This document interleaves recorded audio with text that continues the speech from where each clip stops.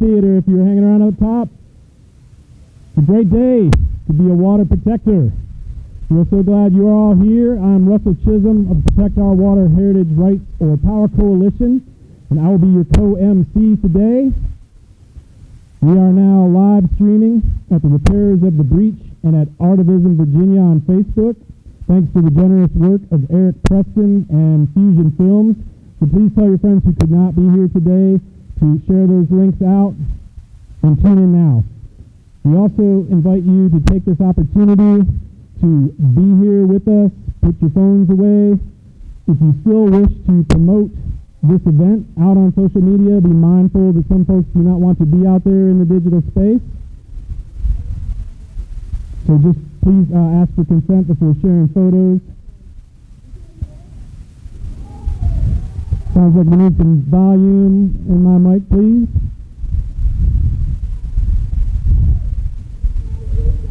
Thank you. We're working on it.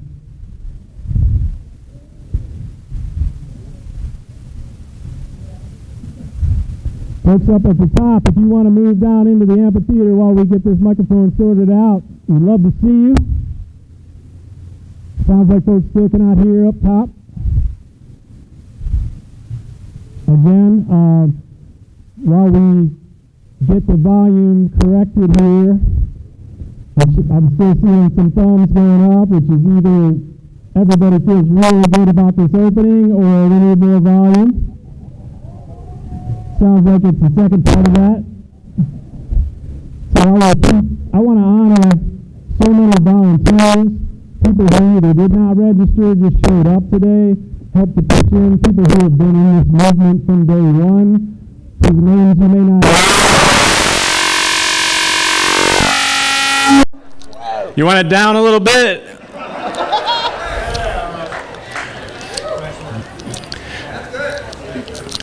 Again, people who have really pitched in all throughout this movement, which for folks who have been following it has been really a 7-year fight for all of us. I'm going to keep moving through this after the sound issues have been sorted out here. If you have your violation poster and script, make sure you also have your card that tells you which violation witness reading group you are in.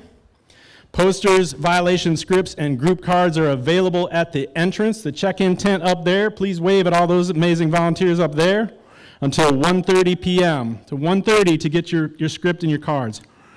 When your reading group is called, come on down here with your poster and violation script and line up to give witness. We'll continue with that throughout the day. I'm Kate I got nothing?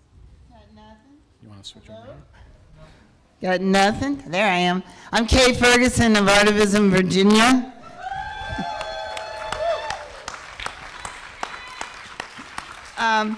At the top of this slope and to my right is our medical tent. Anyone needs that kind of help, please go that way. And also there are porta potties up there for your use. As you come down quietly to give witness to your MVP water violation, while folks will still be speaking or playing, please wear your mask until you get to the mic, just for all our safety. And please remember that your script, as written, is all we have time for today in order to enjoy our music and our keynote speaker, and get out of here before dark. So after you speak your violation, please come down here and light a candle for the waterway that has been harmed. Can we get a witness to the 300 and more water violations that MVP has already committed? We can get 300 witnesses. At this time, we would like to invite all those from Violation Witness Group Number 1 to join together down here in front of the stage. Throw on your mask, grab your poster and violation script, and come on down, group number 1.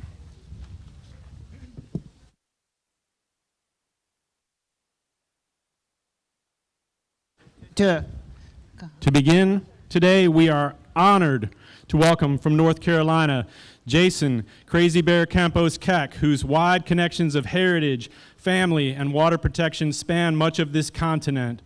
With a multiracial heritage of Native American, Choctaw, Apache, French, African Creole, from Louisiana and European backgrounds, he is also a ceremonial dancer and works together with his wife Crystal as co-directors of 7 Directions of Service. We are honored to know him and proud to introduce him to you, Jason.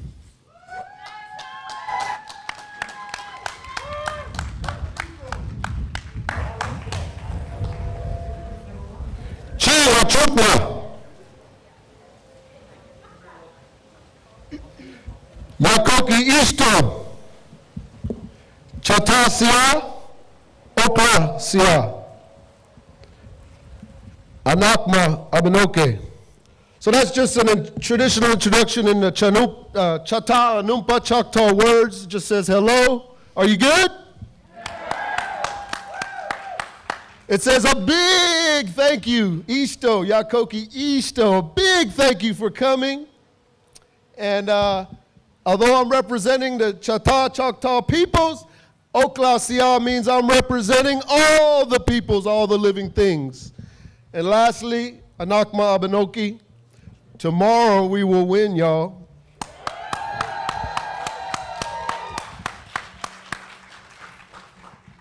So I want you to listen less to the description of how I do what I've been asked to do and just listen to the 4 parts as it breaks down, because I'm going to be teaching you how to do this in your own place and space and way, in your own individual understanding. So don't pay too much attention. It's not going to be done like me, exact details of how you do it. But these are all things that we would call in the Lakota, my Lakota relative language, Wastea Wakan, a good and sacred way. So the first thing is a good and sacred way is to acknowledge the land that you're standing on. And I don't mean who holds the title now. I'm talking about the ones that have protected for thousands of generations. So we know the longest standing indigenous people on this land right here were the Powmonkey, the Chickahominy, the Mattaponi, and the Upper Mattaponi. But we also know hundreds and hundreds of years of those folk, they were a migratory people before contact. So there are unnamed, forgotten, assimilated, adopted, and surviving descendants of tribes that we don't even know. So we always add that. You can Google what you think the people that are on this land are, but there were thousands and thousands of nations that are no longer spoken. And we have to recognize in 400 or 500 years, the African, the European, the many relatives that are in the soil on that top layer, making up the minerals, the vitamins, the bones, the memories, the dreams of all of our ancestral relatives. And so when you come to a place, you got to remember not only them, but even beyond those 2-leggeds, all those 4-legged, all those trees, plants, all of those fish, all of those insects. I mean, generations of things have been working sustainably so that we can still walk upon it and walk in a good way. The next thing I've been asked to do is do a prayer. So I'm going to do a very simple and general prayer, understanding that prayer is never simple or general. It's the highest thing we do is a direct connection to our understanding of the creator of the universe, right? So why I say general and simple is I want you to do it from your own belief, your own teaching, your own family, your own culture, and from what you understand in your heart. Whether you've practiced prayer in your lifetime or not, just put your energy in there with us collectively.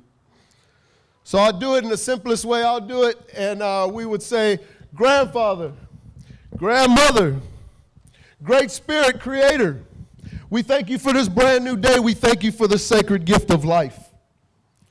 We ask you for all the gratitude, not only for that last win last Friday against that air compressor station,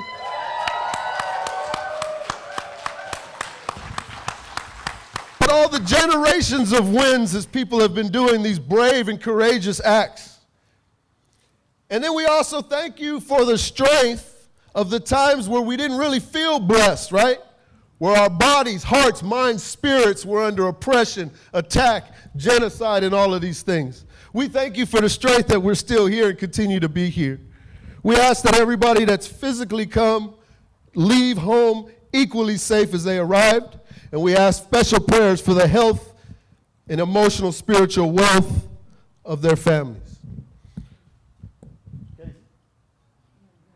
Okay. So the next part is just not something I haven't been asked to do, but something I always do, because I've been asked to do 3 things, and our tradition, we always go in 4. 4 seasons, 4 states of the human being, physical, mental, emotional, spiritual. 4 elements, if you want to call them that, air, fire, earth, and water. So 4, I got to add a season, which is the teaching. So the teaching is, understand that Friday thing wouldn't have happened if they didn't use the clause of environmental racism and injustice.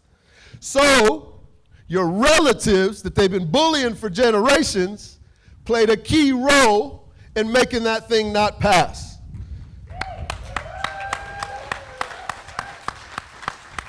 The reason I'm bringing it forth very recently, because it's a long teaching of segregation and division, a long strategy.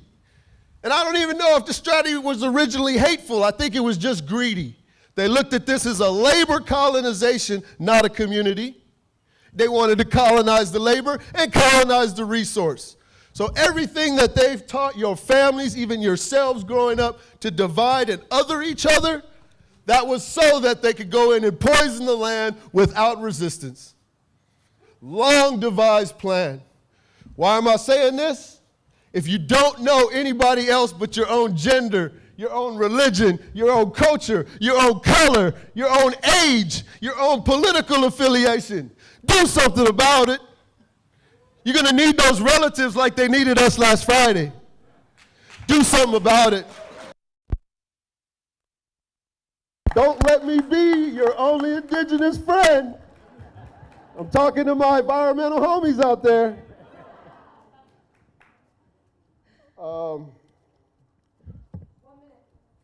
For the whole thing? Just this section? Woo! Teaching season. So the last thing I want you to do, tell you, and I'm going to try to tell you in 1 minute, there's a conditioned word that you've been taught to not want to hear no matter what class or race you're in, and it's called reparation. The reason you've been taught not to want to hear that is because they already reparated the ones that they wanted to, which was the plantation owners that let slavery, that lost to slavery. So those plantation owners got their reparation day one. We didn't get our 40 acres. We didn't get our sovereign lands. Reservations, so-called sovereign, are not very sovereign if you visit one. So, what I wanted to talk about that is the reason that you don't get to learn about it is because it would help you be stronger in protecting your waters, protecting your lands, protecting your people, protecting your resources. And you know what? Ever since we got lied to, we don't expect reparations in the way that they're always trying to scare you. We don't expect a check. We don't expect some kind of bonus package from the sky. It would be nice if you could just consult us and wait for our consent when you build pipelines through the backyard you left us with. If you ever talk to an indigenous or African American, they're not waiting on no magic check. They're waiting on dignity and respect. So last season is a song. And so I told you I'm going to teach you how to do this in your own spaces. Just pick a song that's relevant to the prayer you started with. So the song I'm going to sing is it's a Chumash, ancient Mother Earth honoring, and it's relevant to the prayer. And just so you know, songs were a physical expression of our prayer meant to enhance the prayer tenfold. You see in our gospel spaces, that's why those songs are so powerful. They're enhancing the spoken or thought prayer.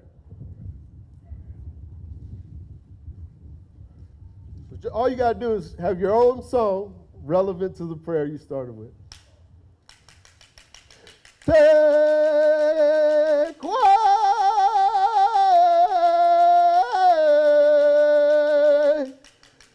take way.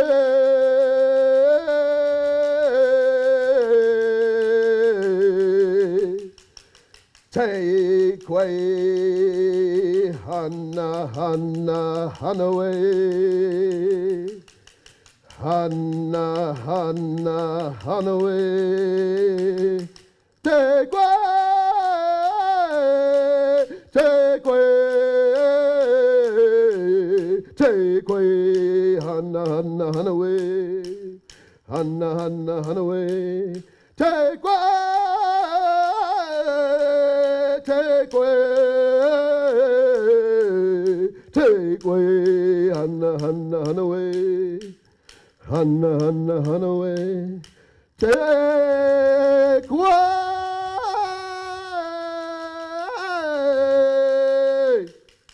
take way. Hana, Hana, Hanaway. Waja, ho!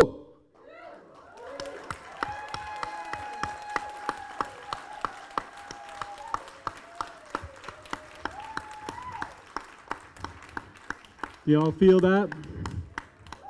Let that sit with you through the rest of this day, and let that carry you through the rest of what's ahead of us. Thank you so much, Jason.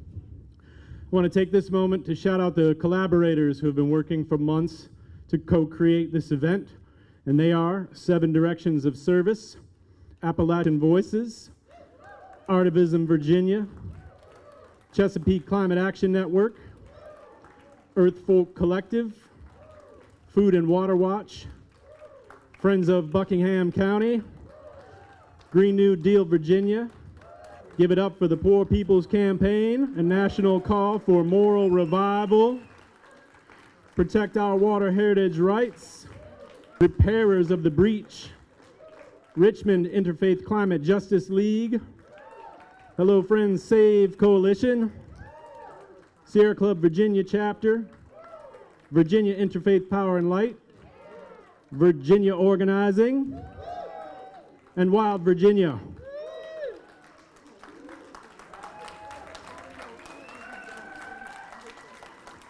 We've had song and prayer. Y'all ready for some more music? From his groundbreaking work as a Grammy-nominated band leader.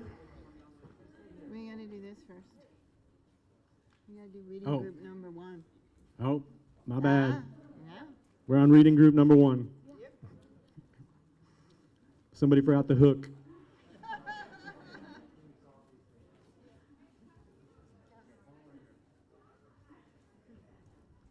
got ahead of myself.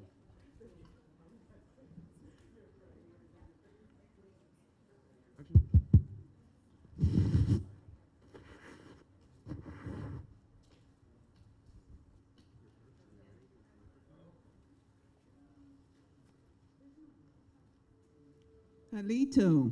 Hello. I'm Laura Little Deer Jeffries of the 7 Direction Services.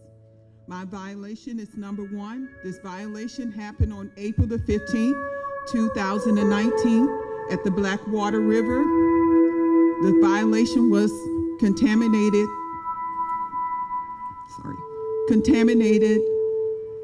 mud dumped into a river.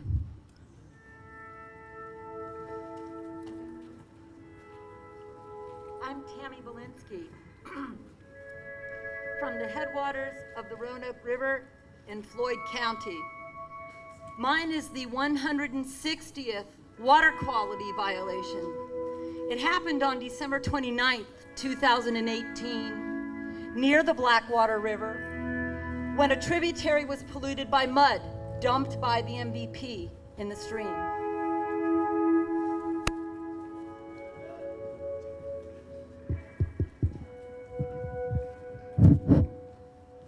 Hello, I'm Steve. Hello. Okay, I'm Steve Paget from Norfolk. I'm representing the People's Party. My violation is number 3. It happened on April 12th, 2019 in the Blackwater River. The river is threatened by insufficient pollution controls.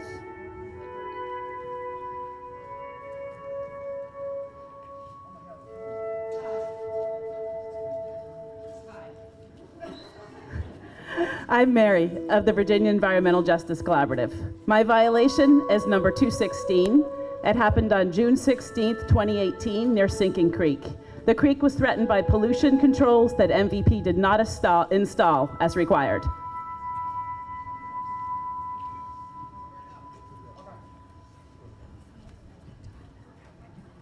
I am Gigi of North Chesterfield. My violation is number 2. It happened on March 19th, 2019 at Blackwater River. The river was threatened because pollution controls were not installed as required.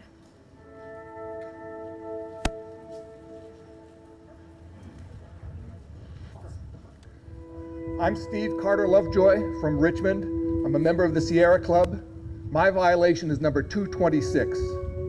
It happened on October 29th, 2019, near Rocky Creek. MVP threatened the creek by dumping sediment off-site. I am Siobhan of the Sierra Club. My violation is number 77. It happened on June 26, 2018 at Flatwoods Branch. The branch was polluted by mud dumped in a stream. I'm Chris Tandy of Loudoun Climate Project. My violation is 498. It happened on July 23rd, 2018 at Sinking Creek. The creek was threatened by pollution controls not installed as required. My name is Amanda Tandy of Chesapeake Climate Action Network.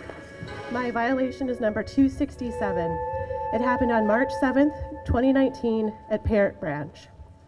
MVP threatened the stream by not installing pollution controls as required.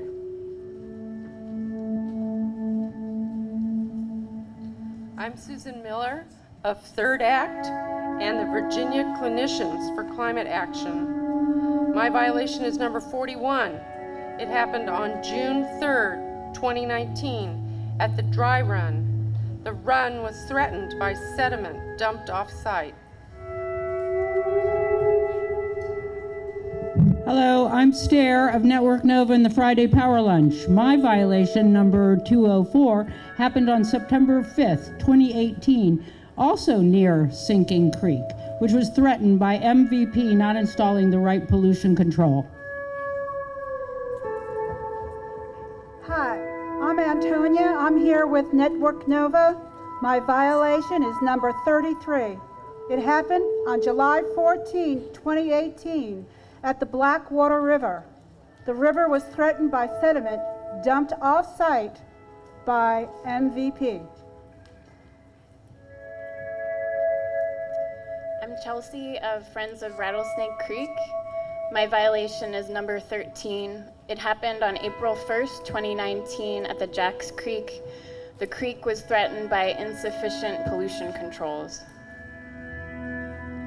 I'm Emily of Appalachians Against Pipelines. My violation is number 102. It happened on September 5th, 2018 near Sinking Creek. The creek was threatened by pollution controls not installed as required.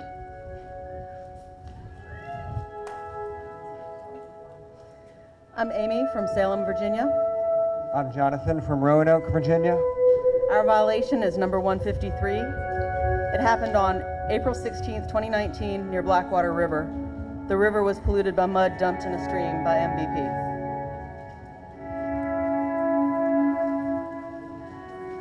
Good afternoon. My name is Dave from place of origin is Stanton, Virginia, Reclaim Augusta.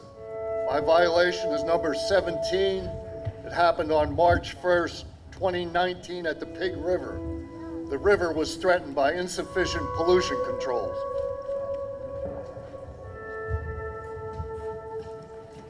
I'm Barry O'Keefe from Richmond, Virginia, and Extinction Rebellion Richmond, and this is Cyrus. And our violation is number 299. It happened on April 20th, 2020 at Sinking Creek. MVP threatened the creek by not installing pollution controls as required. I'm Marianne Kapp of Montgomery County, and violation 103 happened on August 27th, 2019 at Teals Creek. The creek was threatened by sediment dumped off-site. I'm Mark, United Campus Workers. Violation 49. It happened on June 26, 2018 at a tributary of Catawba Creek. The tributary was polluted by mud dumped in a stream.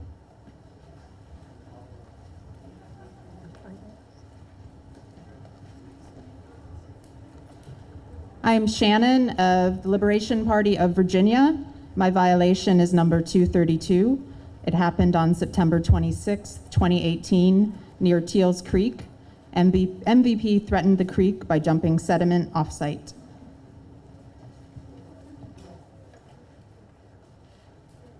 I am Katie Whitehead of the Pittsylvania County NAACP.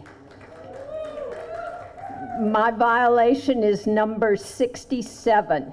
It happened on January 31st, 2019 at Turkey Creek. The creek was threatened by pollution controls not installed as required.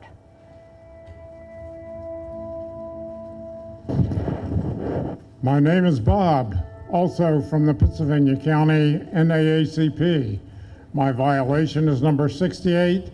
It happened in Rocky Creek when mud was dumped and contaminated a wetland.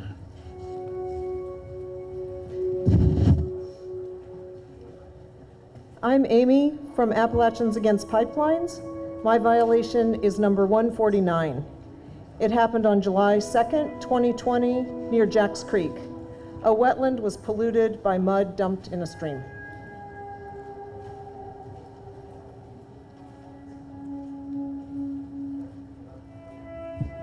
Hello, my name is Bob Fasik. I'm from Springfield, Virginia. I'm with Network Nova, but I'm representing myself, my family, my children, and my children's children.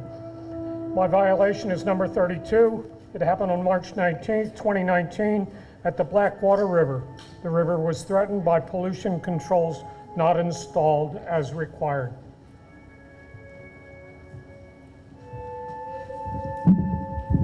I'm Natalie, here with Tidewater DSA and the Virginia People's Party.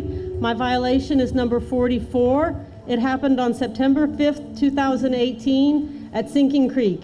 The creek was threatened by pollution controls not installed as required.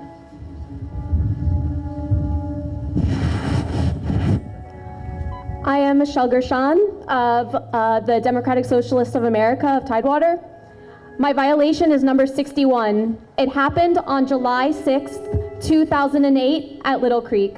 The creek was threatened by pollution, controls not installed as required. I instantly lost my sign. I am Samuel Short of the Old Dominion University Young Democratic Socialists of America. My violation is violation number 62. It happened on August 28, 2019 at the Roanoke River. The river was threatened by insufficient pollution controls.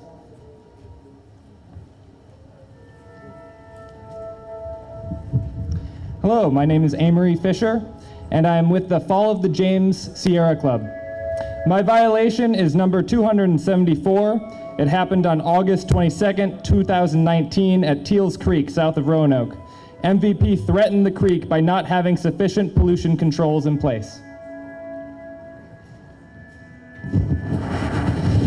Freeman of Veterans Service Corps in Eagle Butte, South Dakota.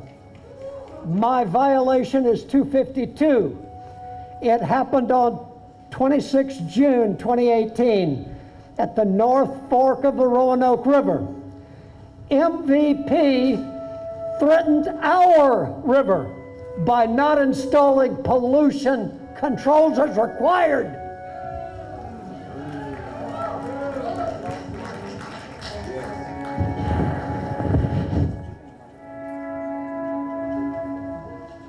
Check, check, check. Okay, thank you. I'm Nicholas from Montgomery County. My violation is number 260. Happened on June 19, 2019 at Parrott Branch. MVP threatened the stream by dumping sediment off-site. I'm Lisa of Charlottesville 350.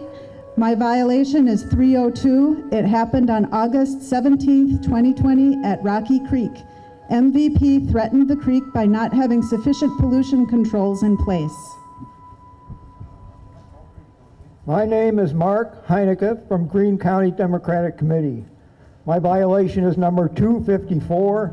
It happened on November 24, 2018 at Jacks Creek. MVP threatened the creek by not having sufficient pollution controls. I'm Barber with CCAN. My violation is number 208. It happened on April 4th, 2019 at a tributary of Cherrystone Creek. The tributary was polluted by mud dumped into the stream. My name is Tyler of the Tidewater Democratic Socialists of America. My violation is number 11. It happened on February 4th, 2019 at Cherrystone Creek. The creek was threatened because of pollution control, which was not installed as required. My name is Diana in Shenandoah County, Virginia. My violation is number 59. It happened December 15, 2018 at Harpin Creek. Creek was threatened by pollution controls not installed as required. Hello, my name is Andrea. I'm from Northern Virginia, and I'm here with the Chesapeake Climate Action Network. My violation is number 205. It happened on October 30th, 2019 near Owens Creek. The creek was threatened by sediment dumped off-site. I am Blazin Buckshot Bloom of the Green Party of Virginia and the Hampton Roads Green Party. My violation is number 78. It happened on August 1st, 2018 at Flatwoods Branch. The branch was polluted by mud dumped into the stream. My name is Allison of the Tidewater Democratic Socialists of America. My violation is number 79. It happened on March 19th, 2019 at the Blackwater River. The river was threatened by pollution controls not installed as required. There it is. Hello, my name is Harrison of the Tidewater DSA. My violation is number 18. It happened on June 3rd, 2019 at Dry Run. The run was threatened by sediment dumped by the MVP.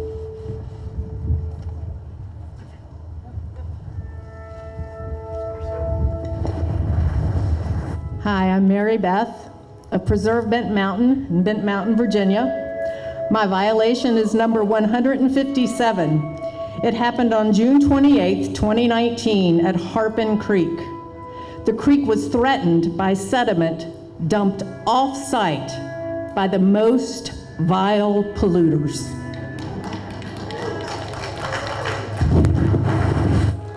Hello everybody, I'm James Washington. My violation is number 46. It happened on September 5th, 2018 at tributary to Seeking Creek. The tributary was polluted by mud dumping in the stream.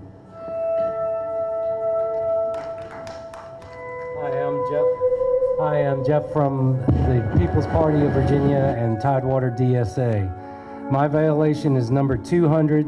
It happened on July 9th, 2019 at Little Creek. The creek was polluted by mud dumped in a stream.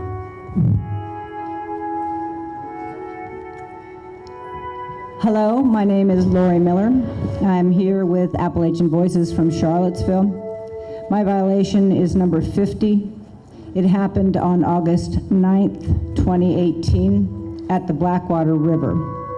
The river was threatened by pollution controls not installed as required. My name is Bridget Kelly. I'm here with Preserve Rockbridge County, Virginia. My violation is number 159. It happened on December 6, 2019 at Doe Creek. The creek was threatened by insufficient pollution controls. Hi, I'm Red Terry from Preserve Bent Mountain. Hold on. My violation is 158. It happened on July 11th, 2019 at Magadee Creek. The creek was threatened by sediment dumped off-site. I am Brett, earthlingabcs.net. My violation is number 74. It happened on November 19th, 2018 at Turkey Creek. The creek was polluted by mud dumped in a stream. I'm Anna from Henrico County. My violation is number 73. It happened on August 19th, 2019 at Blackwater River. The river was threatened by sediment dumped off-site. I'm Julia from Henrico. My violation is number 72. It happened on June 30th, 2021 at Flatwoods Branch. The branch was threatened by pollution controls not installed as required. Hello, Patricia, representing Artivism Virginia and Friends of Nelson. Violation number 19 occurred on October 24th, 2018. The Green Creek in Southside was threatened by pollution controls not installed as required.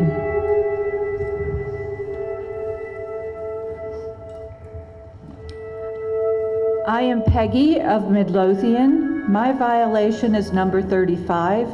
It happened on June 26, 2018 at the North Fork Roanoke River. The river was threatened by pollution controls not installed as required. Hi, I'm Mike of the James River Watershed. My violation is number 36. On August 1st, 2019, at a tributary of the Indian River, the tributary was polluted by mud dumped in a stream. Hi, I'm Dan with C5 in Charles City County, Virginia. My violation is number 47. It happened on May 1, 2019 at Patriot Branch. The branch was threatened by insufficient pollution control. My name is Wanda with C5 in Charles City County, Virginia. My violation is number 48. It happened on January the 22nd, 2019 in Franklin County. The deadline for eliminating water quality threats was violated 38 times. Hi, I am Alexander Zerker of Nelson County and Shannon Farm Intentional Community. My violation is number 256. It happened on April 27th of 2019 at Harpin Creek. MVP polluted the creek by dumping mud directly into it.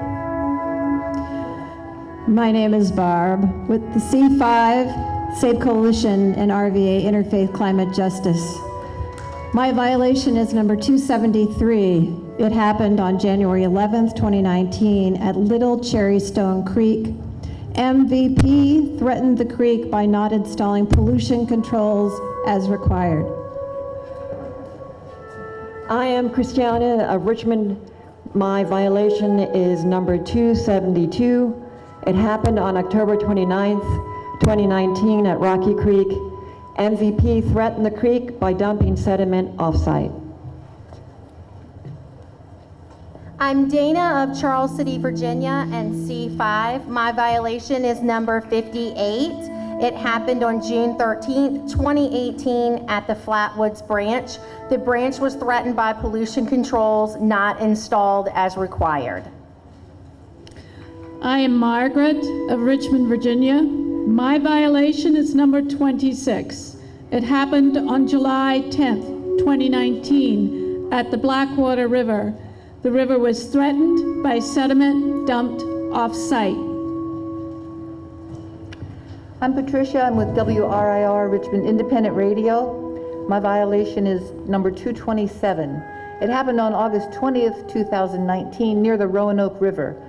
MVP threatened the river by not installing pollution controls as required. I am Suzanne of Richmond, Virginia, and Friends of Buckingham and Virginia Clinicians for Climate Action. My violation is 201. It happened on April 24th, 2019 at Polluted Mill Creek. The creek was polluted by mud dumped into the stream. I'm Gwyneth Homer of Montgomery County. My violation is number 110. It happened on August 20th, 2018 at Mill Creek. Pollution controls were not installed as required.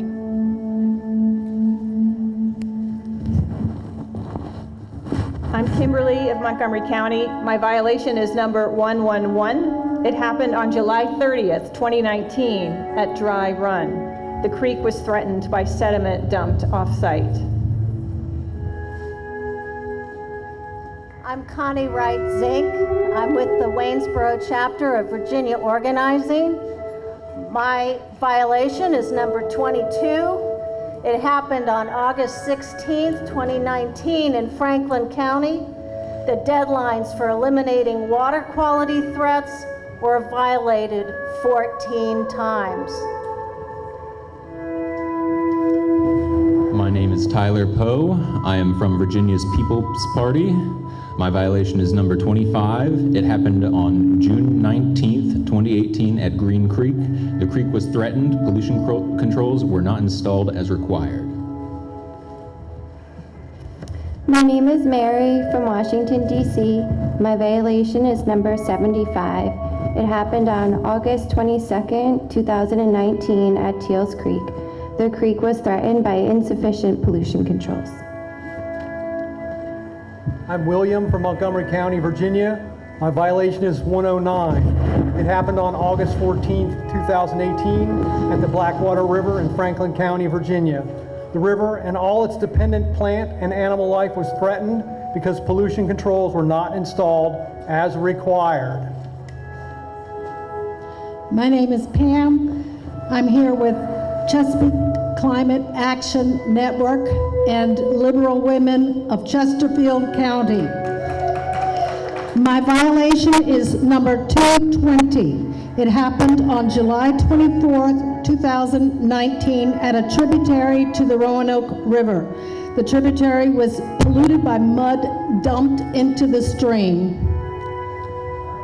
My name is Mustafa. I'm with the Chesapeake Climate Action Network. My violation is number 71. It happened on February 4th, 2019 at Cherrystone Creek. The creek was threatened by pollution controls not installed as required. I'm Xander from Harrisonburg, Virginia, also with Chesapeake Climate Action Network. My violation is number 99. It happened on March 11th, 2019, also at Cherrystone Creek. The creek was again threatened by pollution controls not installed as required, just 1 month later.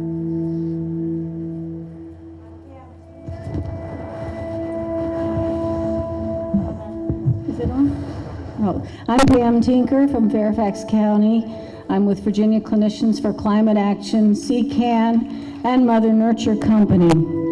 My violation is number 206. It happened on September 26, 2018, near Teals Creek. The creek was threatened by sediment dumped off-site.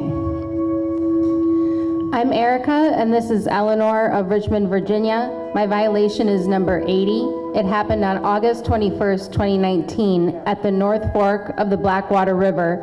The river was threatened by pollution controls not installed as required. My name is Mike Hill, representing Sierra Club in Chesterfield County. My violation is 219. It happened on June 27th, 2018, nearing Sinking Creek. The creek was threatened by pollution controls that were not installed as required.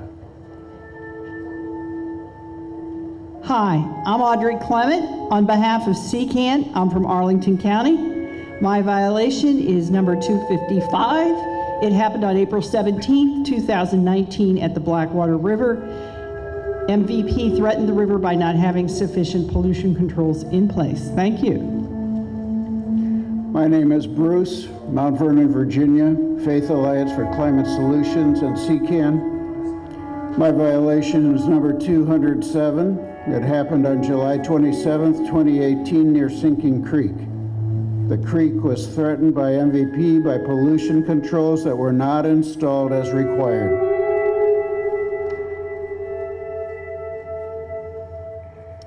My name is Nathaniel of Virginia League of Conservation Voters. My violation is number 284. It happened on June 19th, 2018 at Sinking Creek. MVP threatened the creek by not installing pollution controls as required.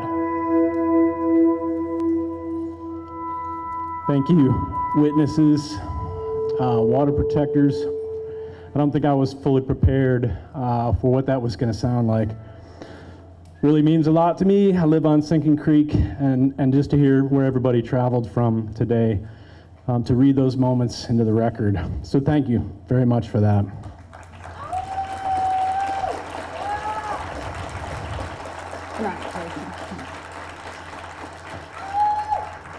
Actually, just start down here, because I did that. Okay. I feel like we can use some music now to lift us back up. From his groundbreaking work as a Grammy-nominated band leader for Che Appalache, Latin-infused bluegrass, to his newly released album, Borrowed Time, Joe Troop insists that music with a good cause is way more fun. Please welcome the globe-trotting social justice songster and true activist, Mr. Joe Troop. Thanks.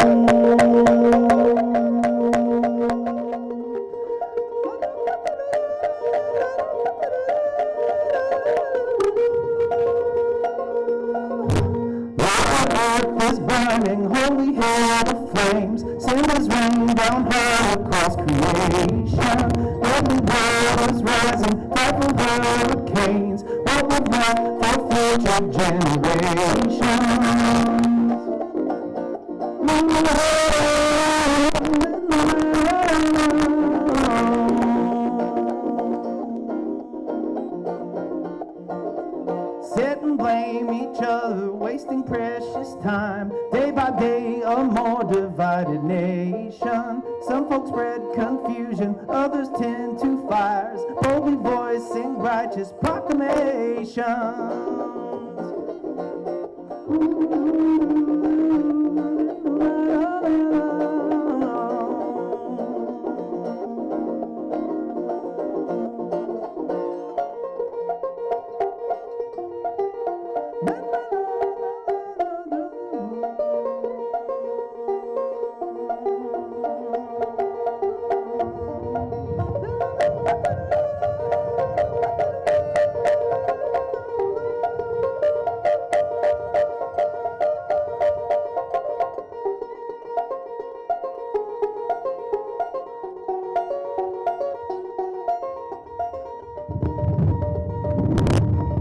Love and rage make progress when they are combined, waking stubborn minds with revelations. Call your friends and neighbors, what is right is right. Let us not give in to Earth's damnation.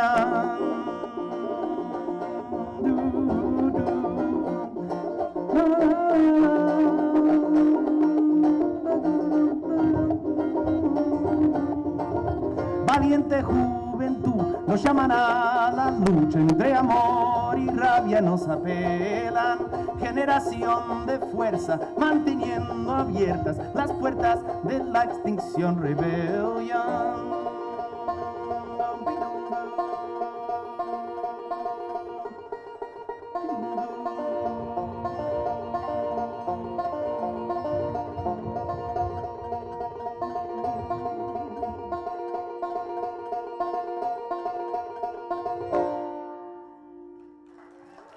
Thank you.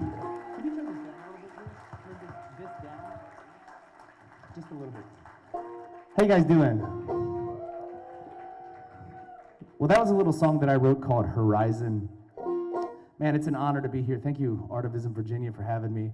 I never thought I'd be sharing the stage with Yara Allen and Reverend Barber. This is a true blue honor. I'm going to do one now that I got commissioned to write last year in April of 2020, right as the pandemic was raging through and putting all us musicians out of work. luckily I got commissioned to write this song in defense of the U.S. Postal Service, because at the time, you may recall, this jerk business tycoon from Queens was trying to dismantle it. And when I wrote this song and we recorded it, and then it went banjo viral, it got written up in The Nation, and I got asked to play it like, you know, at least 5 times, which was unprecedented for a banjo player. And one of those times, it was actually in front of Postmaster DeJoy's McMansion in Greensboro, and then some politician filmed it and put it on Twitter, and it went Twitter viral, so I got a Twitter account up and going. Anyway, this song was attached to a petition that got 400,000 signatures in defense of the Postal Service, and at the time it was part of, you know, like 3 or 4 initiatives that helped to bail it out, so people got to vote by mail. So I feel like music can sometimes do stuff. Sexiest song title ever. This is called A Plea to the U.S. Government to Fully Fund the Postal Service.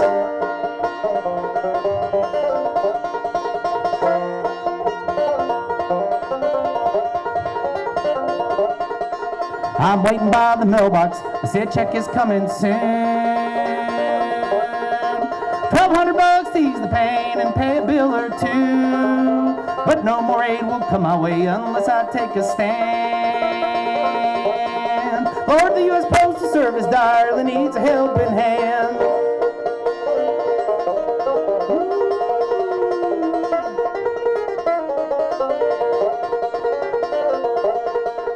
Oh, won't you heed my message? Won't you hear its mournful cry? It's hard to keep your wits about with all this death and dying, but harder times will come our way, on this you can rely. Unless we learn to not be fooled by all the dreadful lies, our government is doing a disservice to us all. To not deliver us the mail should be against the law.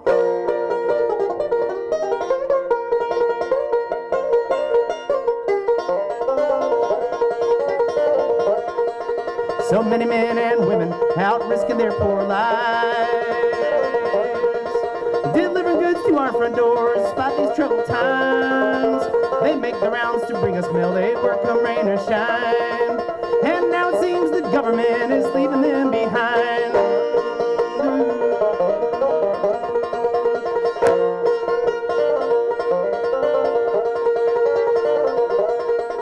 I too have lost my livelihood, I'm struggling day by day. Oh, Uncle Sam won't bail me out while corporate crooks are saved.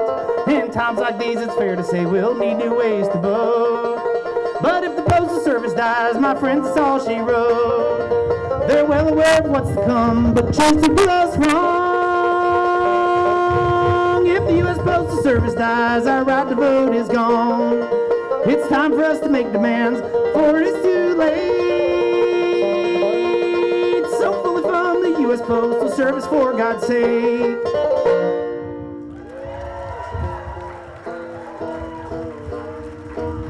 Thank you so much. Well, that song landed me a job, thankfully, in the pandemic, curating a web series, a mini doc, every week for 15 weeks as a Get Out the Vote initiative in my home state of North Carolina. Yep. So that was a lot of fun. And I kind of got to interview progressives from across the state and then meld music to fit each episode. I inadvertently became the Anthony Bourdain of social justice music. But anyway, one of the most inspiring people that I got to meet in that web series was a woman named Dreama Caldwell, my now friend.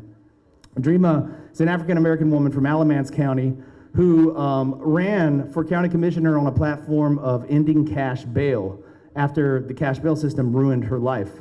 And Dreama did not win that race, but she did make history, and she's now the executive co-director of Down Home, North Carolina, and is sticking it to the systems of inequity in all over the state.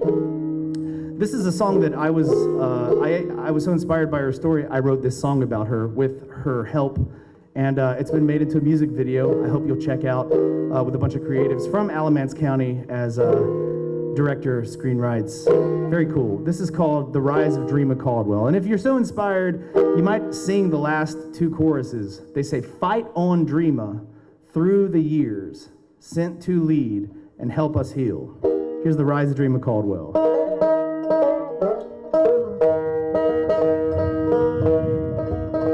Alamance County Jailhouse back in 2015, in a place where the biggest crooks get off scot-free. A hard-working mama went weak in the knees, 40,000 cash bill, an outlandish decree. The escorting officer startled his will. He said, "Your magistrate, pardon, but that's an awfully high bill." He said, "I meant what I said. She pays up or gets jailed." And such was the harsh fate of Dreama Caldwell. Dreama managed to daycare till one summer's day, when another employee made a tragic mistake. A child was left on the school bus, a close call but still grave. Though Dreama wasn't at fault, she was destined to pay. When they issued a warrant, she went and turned herself in, and fell prey to a venomous magistrate's whim. Her kinfolk knew of a bondsman, they found a way to post bail. She went home in exchange for a mountain of debt.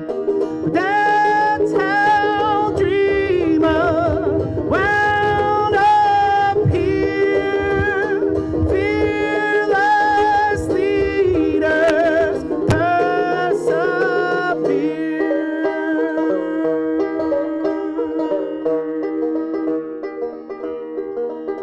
Sheriff Johnson wants Mayberry, thinks Andy Griffith is real. Another twisted old man with cold-hearted ideals. His prison's raking in millions, stealing bonds from the poor. He takes great pleasure exacting what they cannot afford. Dreama was counseled to take a plea deal, which meant 3 woeful nights locked in concrete and steel, where she stared a sick system point blank in the eye, and vowed come hell or high water, one day she'd watch it die. And that's how Dreama wound up here. Fearless leaders persevere. Fight on, Dreama, through the years. Sent to lead and help us heal.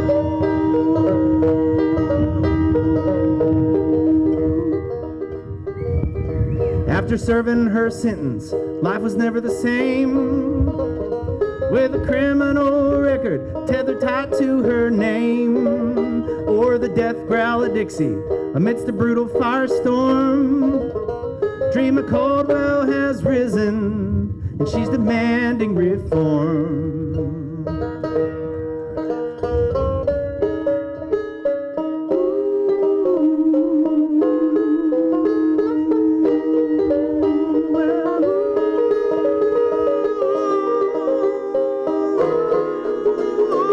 Y'all sing with me if you can. Fight on, Dreama, through the years, sent to lead and help us heal. Well, fight on, Dreama, through the years, sent to lead and help us heal.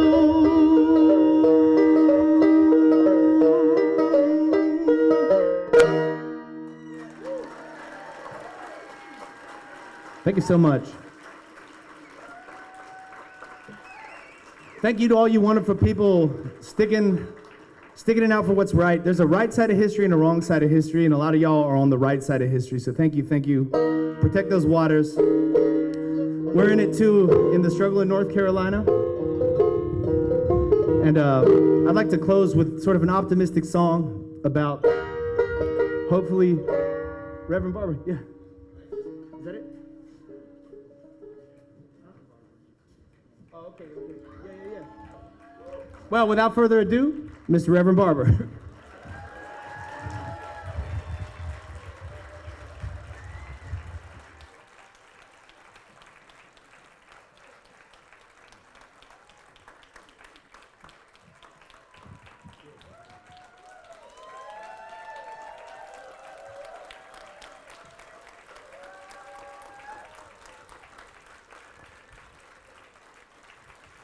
Good to be here with you today.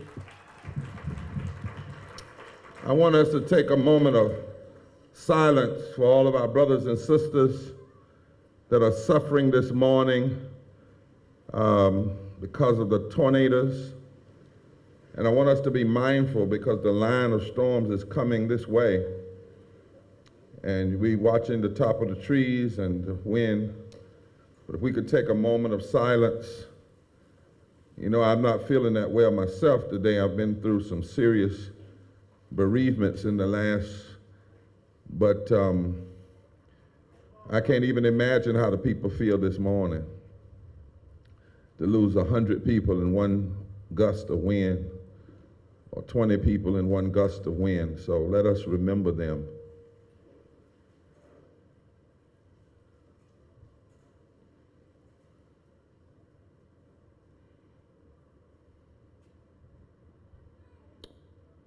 I was humbled to get the invitation to come and to share with you in this fight that is all of our fights. We had to fight against one pipeline. They should have learned by now Virginians aren't having this stuff. West Virginians aren't having it. North Carolinians aren't having it. They must not know who we are, but they'll learn. I was thinking this morning, and Yara Allen is here, and I want to ask her to come. She's going to come in just a moment. I want to bring you greetings on behalf of the Poor People's Campaign, a national call for moral revival. We're mobilizing Monday in Washington, D.C. for a mass Moral Monday.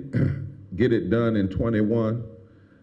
But we're also letting them know that if they don't get it 20 and 21, they don't seem to understand that our fights don't follow the calendar. That just because they don't do right in December doesn't mean we're going to quit in December. And so already we are now mobilizing for June 18, 2022, and I hope every one of you and thousands more will join us for the mass Poor People's Low-Wage Workers Assembly and Moral March on Washington. Because it's time for a national reset on morality in this nation. And it's not going to be a day, it's not on an anniversary, it's a declaration that somebody's been hurting our brothers and sisters and it's gone on far too long, and we won't be silent anymore. You know, these extremists that call themselves conservatives often love to read our so-called founding documents. So I thought I'd take one back this morning, because they always hijacking it. And they like to hijack the flag and hijack the Constitution and hijack other founding documents and then use it in the service of injustice. But there's one, the Declaration of Independence, that says,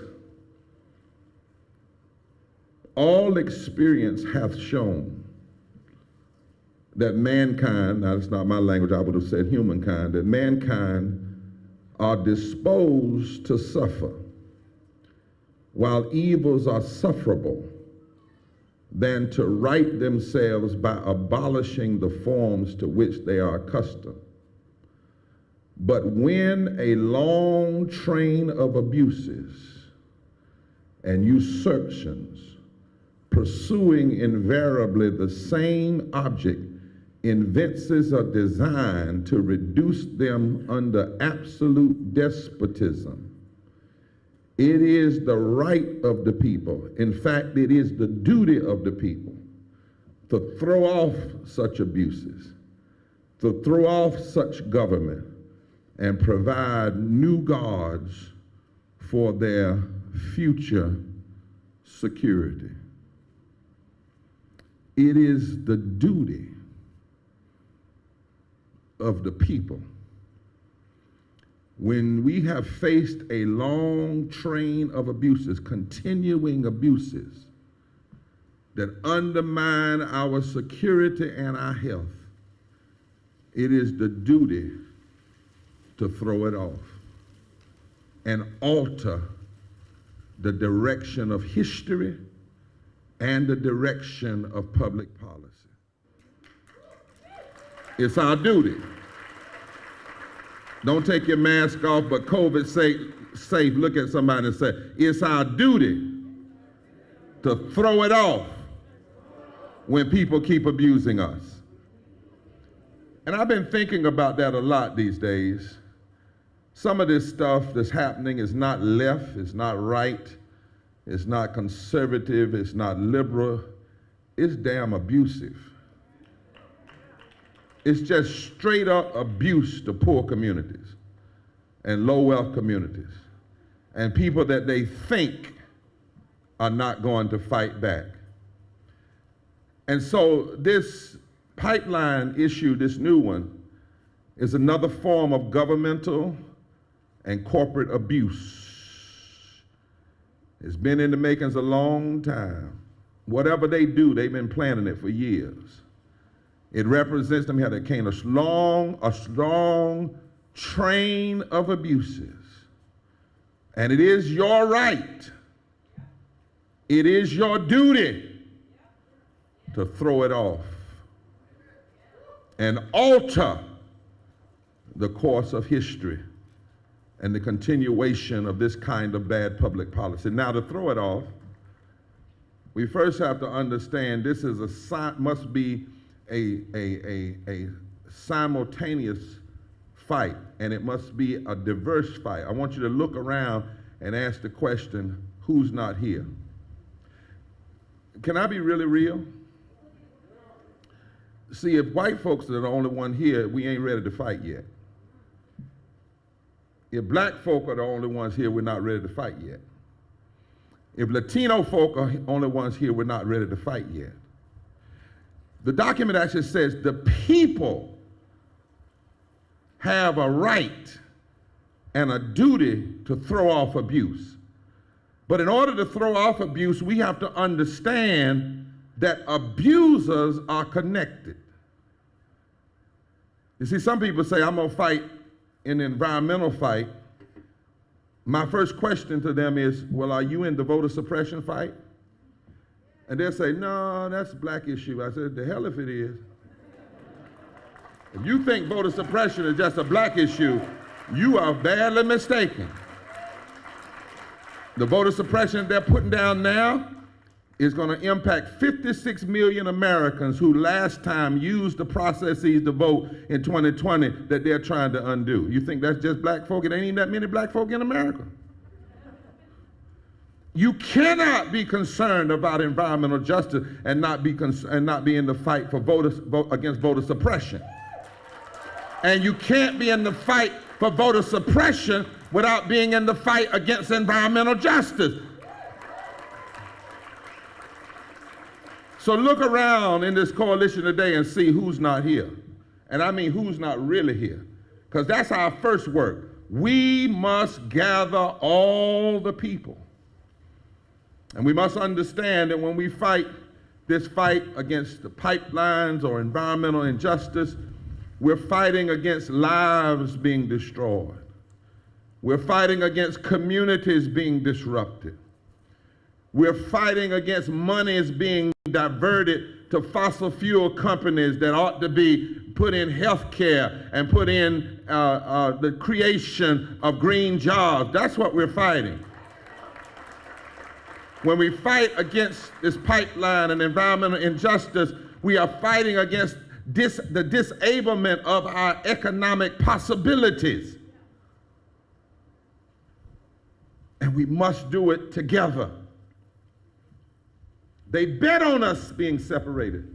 That's part of the problem right now in Washington, D.C. That's why we haven't seen movement on we separated that. And we try to tell them, don't you let them make you have an infrastructure fight, and then a Build Back Better fight, and then a voter suppression fight, and separate all of that stuff and a fight for 15 fight. No, it needs to be one fight and one people who've decided that there's been enough abuse and it's time to throw it off.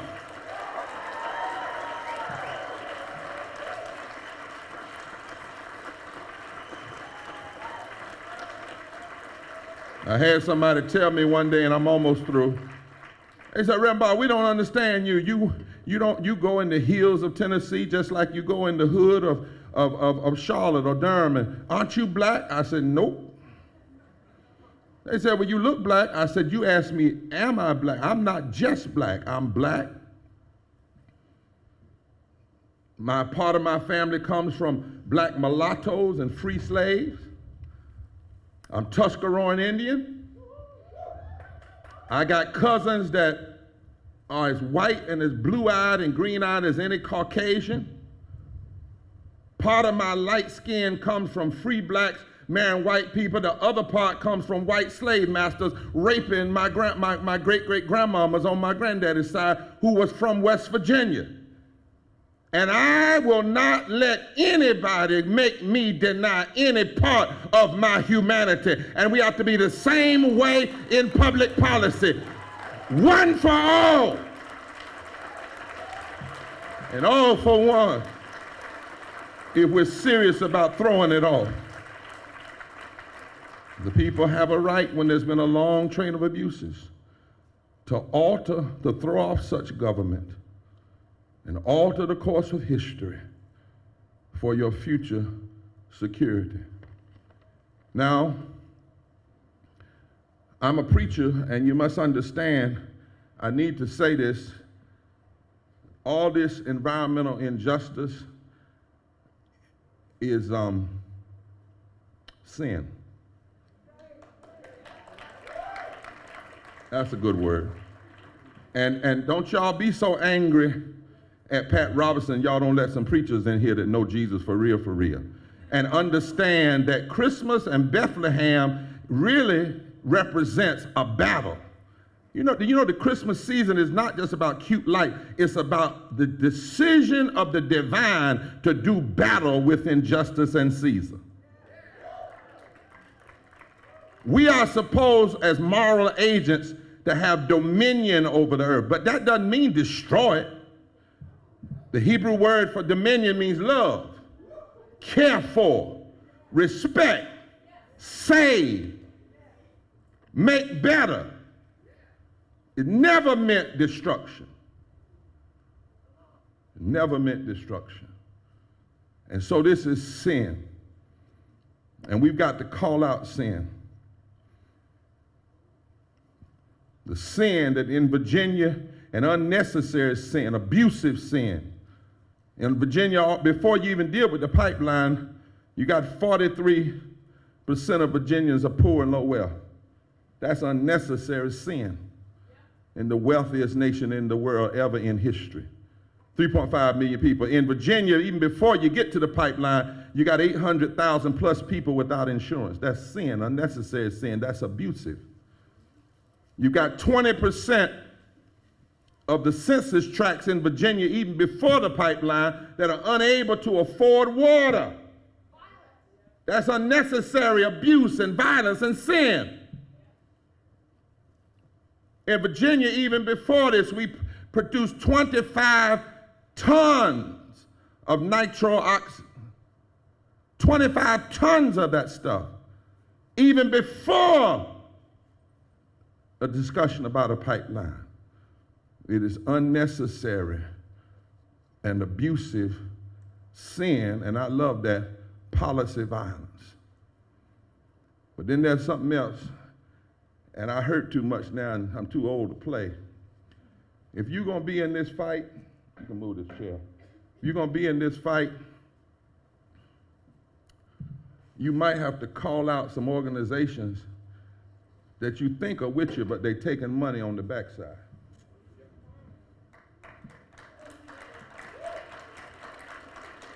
There might be some organizations in the white community that claim they're taking care of poor whites and care about, but you better check the bottom line. When we were in Memphis, they were trying to run a pipeline through a black community, and we found out that the NAACP in Memphis was taking money from the corporation.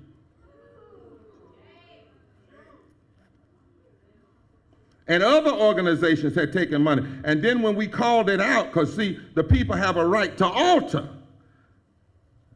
See, it's not just the government and the politicians. Somebody benefits from the pipeline. Somebody making money somewhere. And you have to understand that not only must you look outside, you better look at the Judases inside as well. Because 30 pieces of silver will make some people sell out their mama. But the people have a right to throw off. And so finally, as we come to this day, this pipeline, they're trying to run it. And I've done this research. Thank you for what you sent. The poor and low wealth communities, white communities. And then they want to put that compressor right through a black community. Do I have my facts right? And they want to run it West Virginia, North Carolina. That's right, not here. Now, how do you throw off the abuse? Well, as I close, in order to throw off abuse, you got to understand there are things that have been done in the past that have to be done in the present and anymore. If you're going to throw off the abuse, if you're going to throw off such government, if you're going to create future security, there must be agitation. There must be mobilization. There must be litigation. There must be legislation. There must be moral articulation. There must be love in action. Why are we doing this? Because we love people. We love this earth. We love God. We love one another.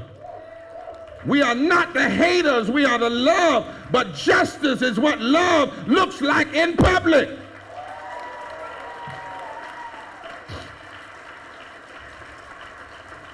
And you must have a fusion coalition. All of us coming together. And you challenge the corporate corruption and the government corruption. And you have to have a commitment to longevity. These folk don't give up easy. You know how much these companies, these fossil fuel companies and others that want to take this government and want to abuse people, put in the last election? $14 billion. You got to have more tenacity than they have money. You got to have more commitment than they have money. So as you all continue today, and Yara, you can come up and just, oh, it's a little spider here. How you doing, buddy? There you go. I ain't gonna kill him. He's just trying to be somebody. Amen. I want you to understand that today, if I'm not mistaken, is December the 11th. Is that right? But what you may not know as you sit out here is this is the anniversary, the 66th anniversary of the 6th day of the Montgomery Bus Boycott. The Montgomery Bus Boycott started on December 5th, 1955, last Sunday, 66 years ago. This Sunday the 12th is 6 days old, 66 years ago. 6 days old, and they didn't know 66 years ago and 6 days old that they had 375 more days to fight. But what they did know is that we didn't start this boycott to lose.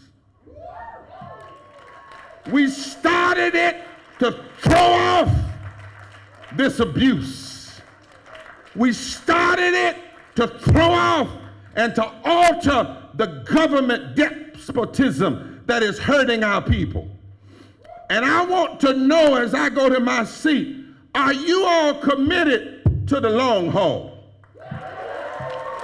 Because I can't tell you how long they're going to fight against you.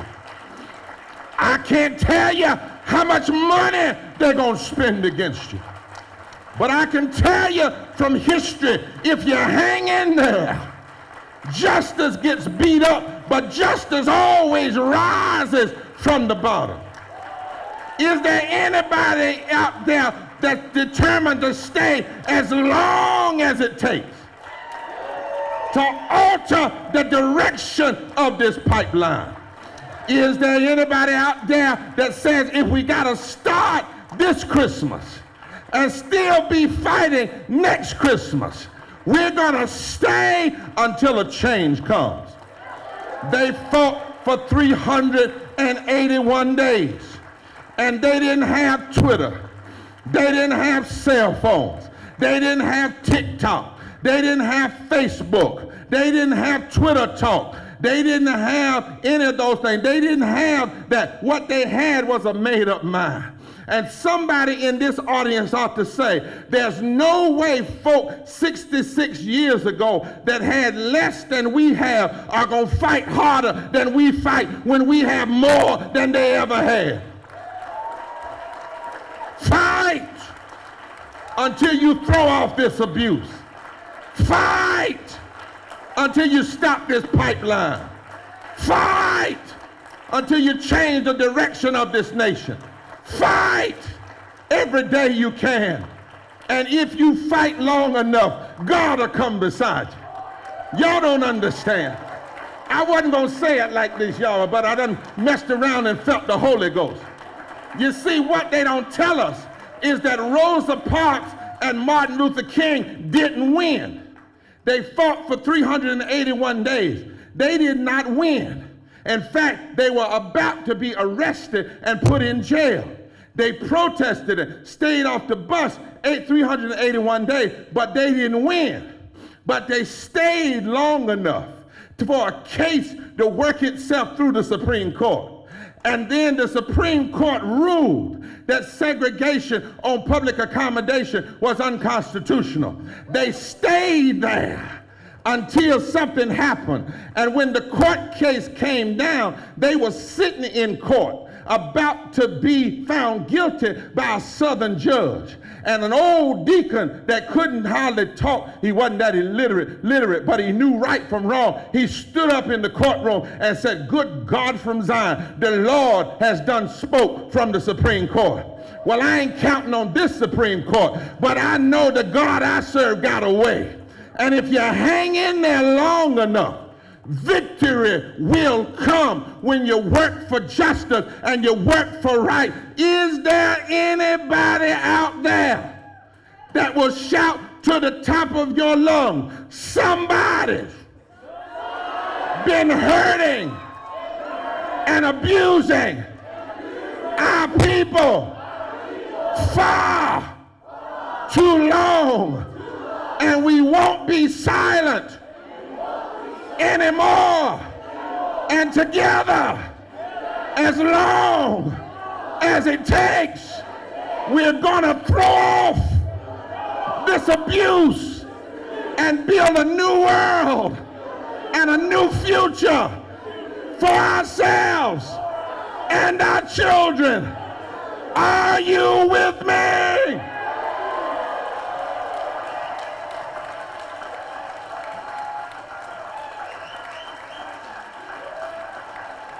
Please offer a warm Virginia welcome to Director of Theomusicology and Cultural Arts for Repairers of the Breach, and co-director of Theomusicology and Movement Arts for the Poor People's Campaign, A National Call for Moral Revival, Yara Allen, a woman whose heart is as big and beautiful as her voice. Give it up for Yara Allen.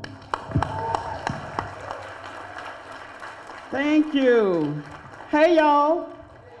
So you just had choir rehearsal, right? That's what that was. And my job is not to come here and sing to you. I'm not a performer, but I love directing a choir. And Reverend Barber just warmed you up. And those are the words of the song that we're about to sing. But here's what I'm going to ask you to do, because there's something about that energy. You know how you felt when you just stood up? There's something about that energy that comes from the bottom and it goes up and out, and we're going to let the wind, the atmosphere take it wherever it's supposed to go. So if you would and if you can, please stand with me. All right? And so I'm going to sing. This is call and response. I'm going to say, somebody's hurting my brother, and it's gone on far too long. Yes, it's gone on. It's gone on. Somebody's hurting my brother, and it's gone on. And all together, and we won't be silent anymore. Let me hear that part. All right. I'm not even going to ask alto, soprano, tenor, bass, baritone, shower singers. It doesn't even matter right now. All we know is that we have the Spirit, and we're going to let it up and out, okay? Come on. I see a drum up here, and it's okay. Here we go. Somebody's hurting my brother, and it's gone on far too long. Yes, it's gone on far too long. I tell you, it's gone on far too long. Oh, somebody's hurting my brother, and it's gone on. All together. And we won't be silent anymore. You got that? Did you hear? Somebody's hurting my sister, and it's gone on. Yes, it's gone on. I tell you, it's gone on. Yes, somebody's hurting my sister, and it's gone on. And we won't be silent anymore. Have you heard? Somebody's hurting the children, and it's gone on. Far too long. Yes, it's gone on. Far too long. I tell you, it's gone on. Far too long. Yes, somebody's hurting the children, and it's gone on. Far too long. And we be silent anymore. I know you know this. Yes, somebody's poisoning the water, and it's gone on. Far too long. Yes, it's gone on. Far too long. I tell you, it's gone on. Oh, somebody's poisoning the water, and it's gone on. And we won't be silent anymore.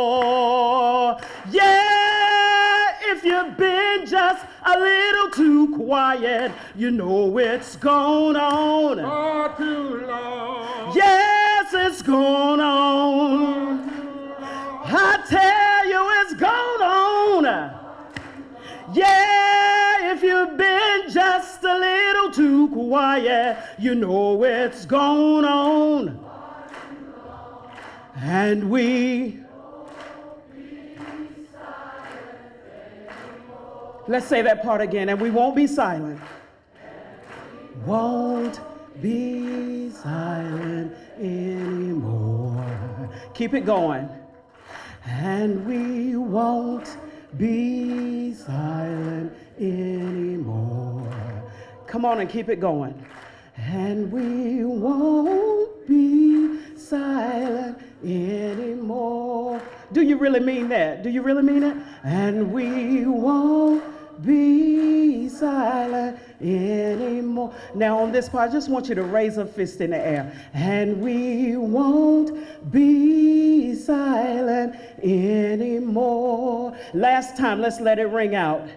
And we won't be silent anymore. Best choir ever. There you go.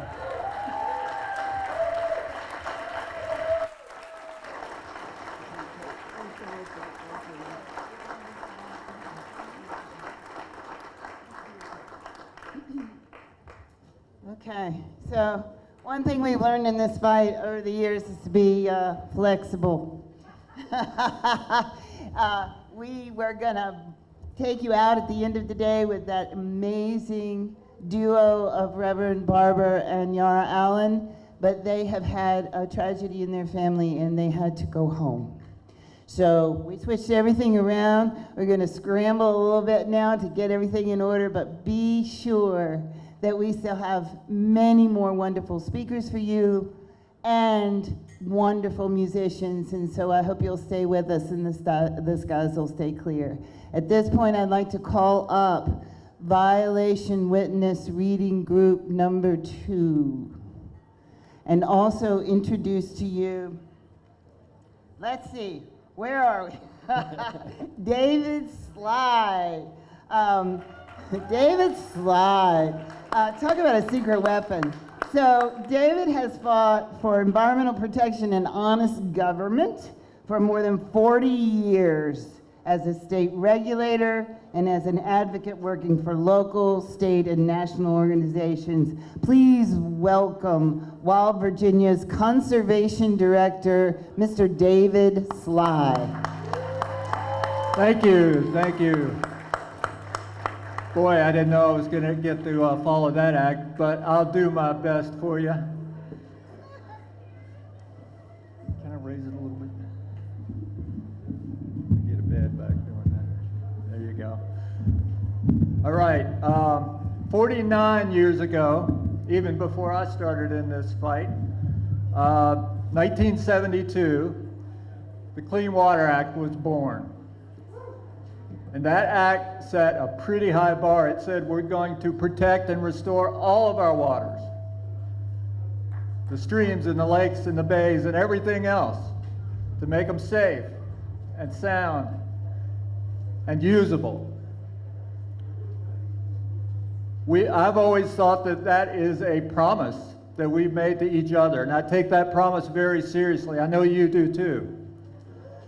Nothing can be a starker example of the way that promise has been broken than what you see, what you're part of here today. But we won't accept that. We're still going to insist that that promise be kept.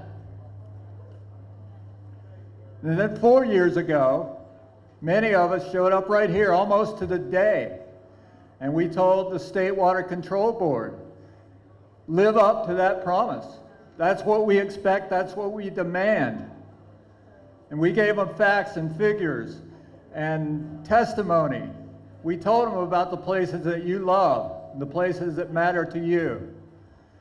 And instead of meeting that promise, what they gave us was, see this sign, reasonable assurance, they called it. They said, we're going to assure you that everything's fine. MVP can go out there and wreak their damage, their violence on the land and on your waters, and everything's going to be fine. And we said, no, it will not. And so what happened? Not 300 violations, probably 3 times that many. And so we knew what was going to happen, and we know what has happened. We're going to keep testifying to that, and we're going to keep saying, that's not good enough. The promise is a promise.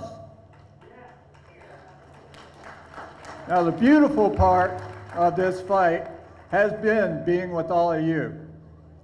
Reverend Barber said something about perseverance and commitment and tenacity.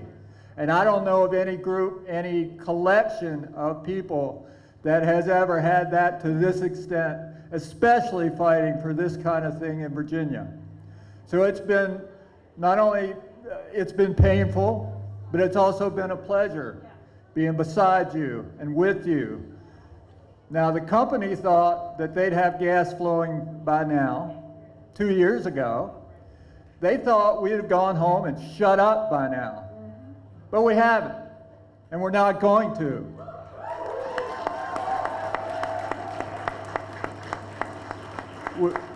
We're not going to this week. We're not going to next Tuesday when the Water Control Board meets. We're not going to stop next year or the year after that. We're going to be here as long as it takes. Thank you.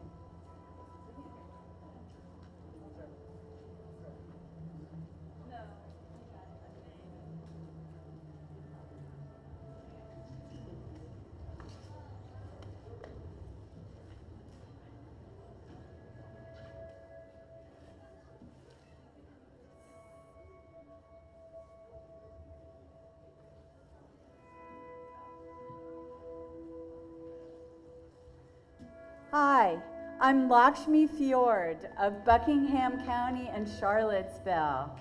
And Mother Earth, my violation is number 291 and also it appears 300. And it happened on June 16th, 2018 at Sinking Creek, Rasoul. MVP threatened the creek once more by not installing pollution controls as required. I'm Deborah Kushner of Nelson County and Third Act. My violation is number 237. It happened on June 12, 2019 at Blackwater River. MVP polluted the river by dumping mud directly into it. I'm Eleanor from Nelson County. My violation is number 21. It happened on August 28, 2019 at the Roanoke River. The river was threatened by insufficient pollution controls.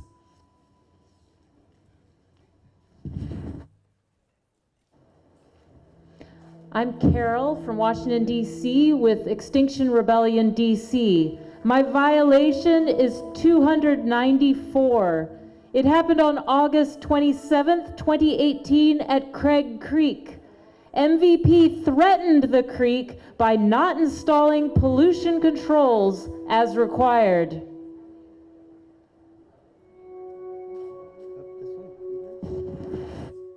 I'm Mike from Nelson County. My violation is number 27. It happened on April 9th, 2019 at the Foul Ground Creek. MVP threatened the creek by dumping sediment off-site.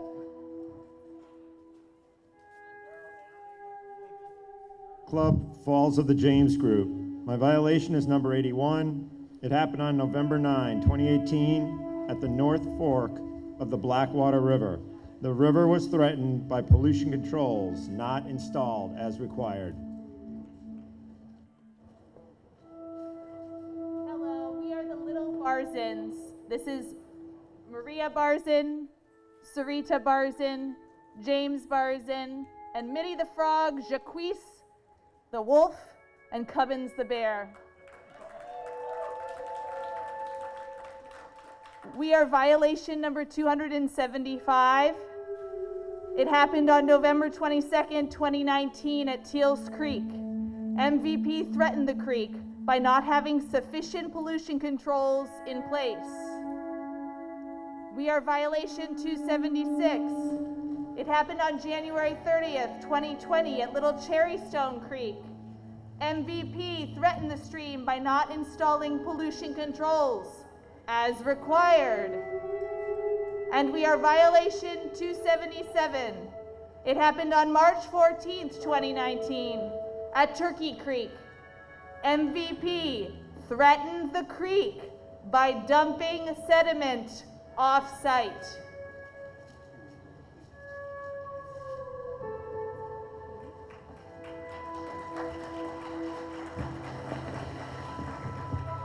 My name's Tarana from Richmond, Virginia.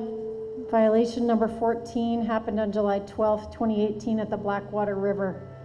The river was threatened by pollution controls not installed as required. I'm Leanne Luskin. This is Simon Luskin with the First Unitarian Universalist Church of Richmond. Our violation is number 86. It happened on February 25th, 2019 at Jonakin Creek. The creek was threatened by pollution controls not installed as required.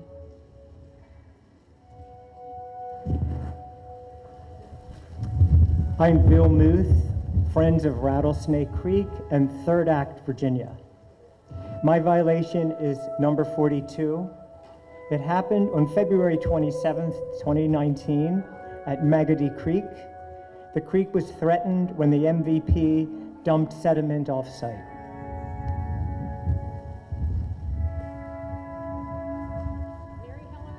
From Richmond, Virginia. My violation is number 233. It happened on March the 20th, 2019 near Teals Creek. MVP threatened the creek by dumping sediment off-site. I'm Kaylin of Richmond, Virginia. My violation is number 40. It happened on July 5th, 2018 at Little Creek. The creek was threatened by pollution controls not installed as required.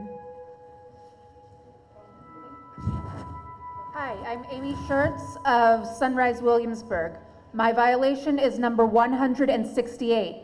It happened on August 13th, 2019 at Bottom Creek. The creek was threatened by insufficient pollution controls. My name is Hannah, and I live in Charlottesville, and I'm a part of the Virginia Scientist Community Interface. My violation is number 225. It happened on August 1st, 2018, near the North Fork of Blackwater River. The river was threatened by MVP who dumped sediment off-site. Of Virginia Beach, Virginia. My violation is number 5.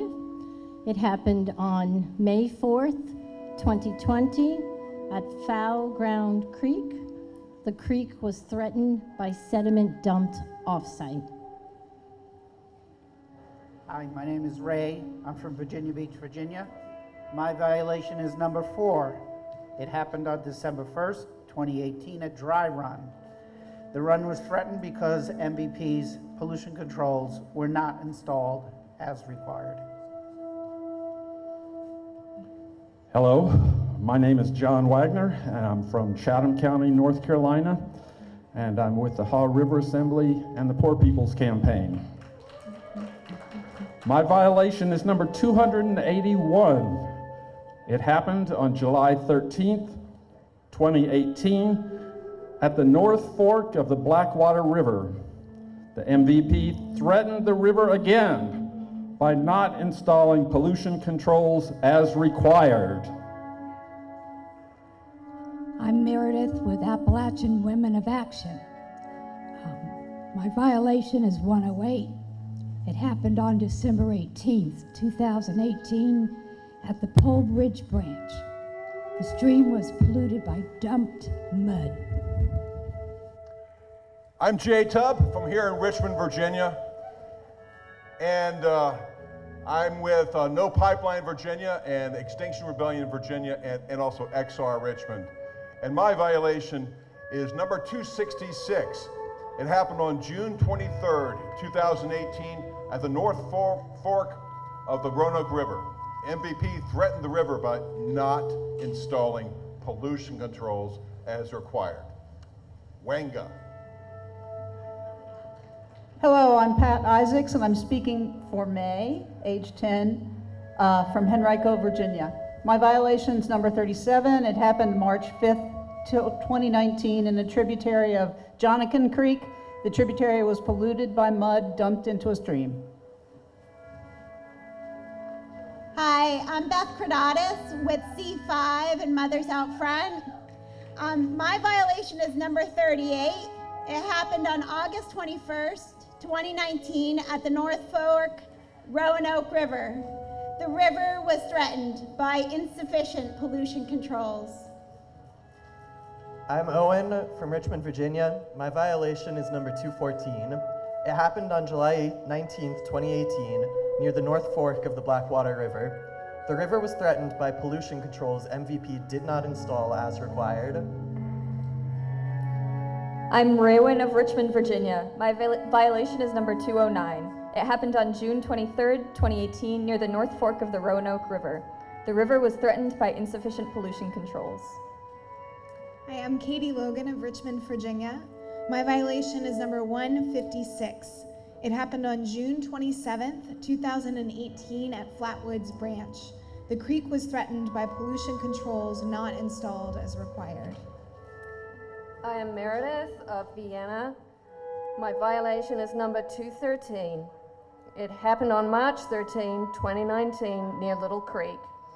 The creek was threatened again by pollution controls MVP did not install as required.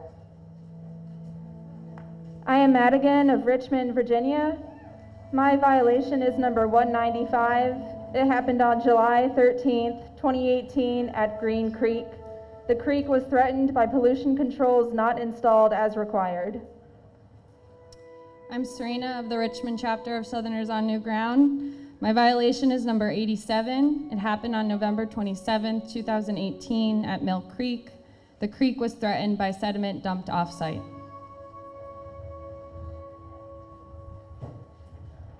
My name is McKenna from Concerned Citizens of Charles City County, Sierra Club Virginia Chapter and Ecological Justice Initiative. My violation number is 45, and it occurred on February 6, 2019 at Harpin Creek. The creek was threatened by pollution controls not being installed by the polluters. I'm LJ, a Richmond Public Schools teacher. My violation is number 88. It happened on September 12, 2018 at the North Fork Blackwater River. The river was threatened by pollution controls not installed as required.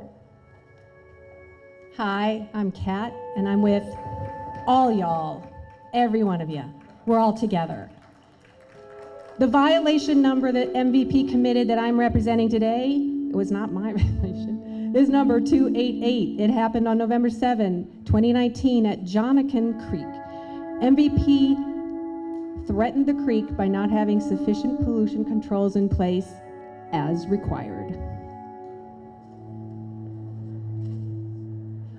Hi, I'm Daphne Charette from Richmond, Virginia. My violation is number 12. On October 16th, 2018, sediment was dumped off-site into Little Creek, which helps provide drinking water for Rocky Mount. I'm Hannah. My violation is 98. It happened on September 20th, 2018 at a wetland near Cherrystone Creek. The wetland was polluted by dumped mud.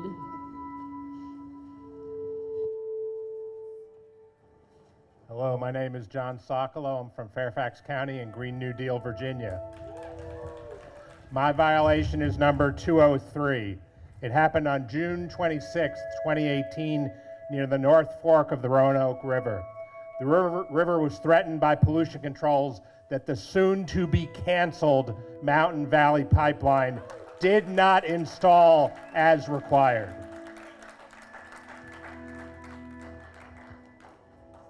My name is Richard. I am from Richmond and from Union Hill. My violation is number 228. It happened on June the 11th, 2019 at a wetland near Jacks Creek. MVP polluted the wetland by dumping mud directly into it. We will defeat the MVP.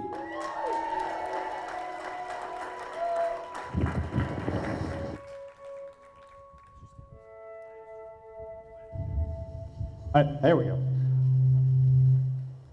My name is Trey. I'm a member of the Richmond Democratic Socialists of America. My violation is number 144. It happened on March 27th, 2019 at Cherrystone Creek. The creek was threatened by the pollution controls not installed as required by law.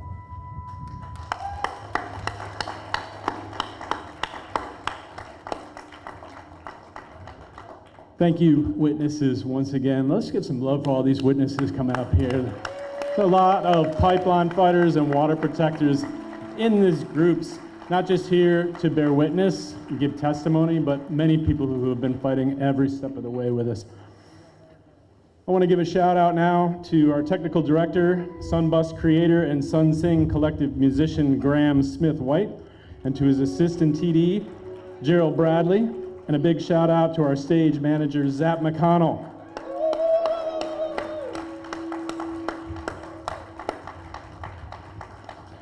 Our next musicians are members of the Sun Sing Collective and of After Jack. And all of them kept our hope alive with their work on the Sun Sing in Place concert series in 2020 and 2021 when we were all secluded. Please welcome Rachel and Emily Blankenship Tucker, Joshua Vanna, Gabe Gavin, and the extraordinary singer-songwriter, Bernadette B.J. Lark.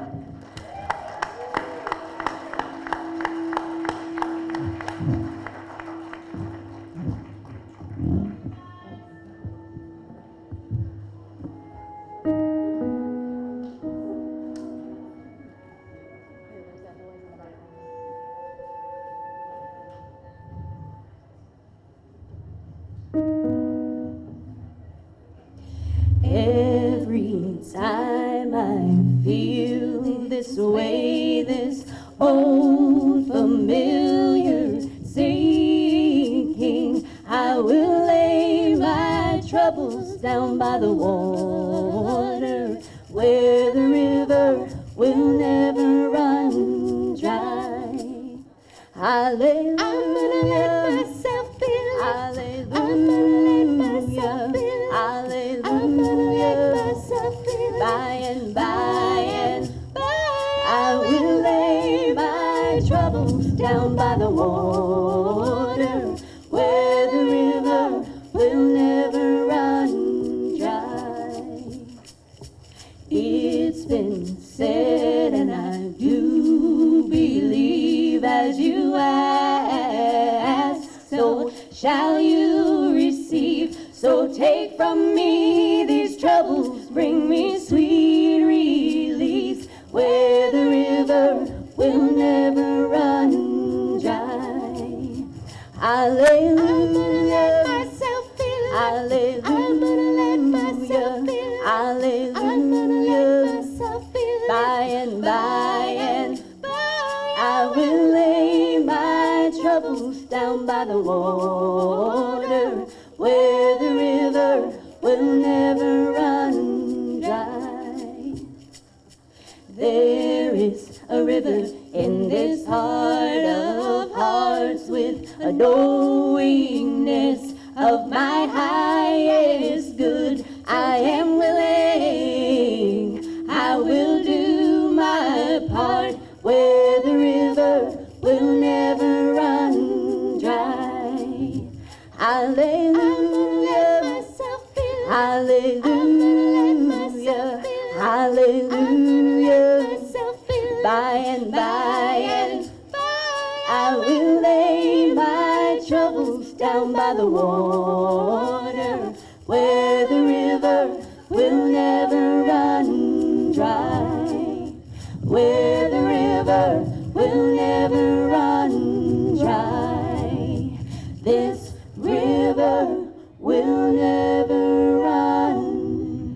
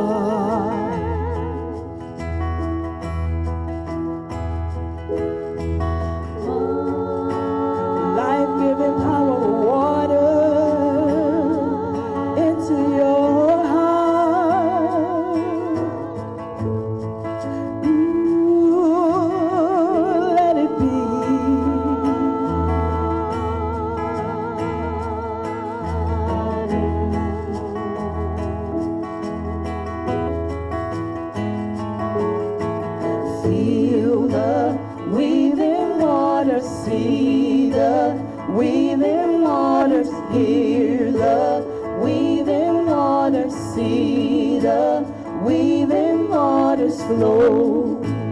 Let it teach us to flow. Let it teach us to flow. Water is the first mirror. Honor the indigenous way. What reflections do we see in our polluted waters today? We won't let it be. We won't let it be. Feel the weaving waters flow, the weaving waters, see the weaving waters flow, the weaving waters, hear the weaving waters flow. Let it teach us to flow.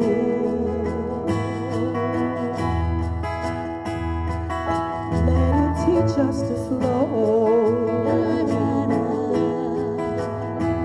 Let it teach us to flow.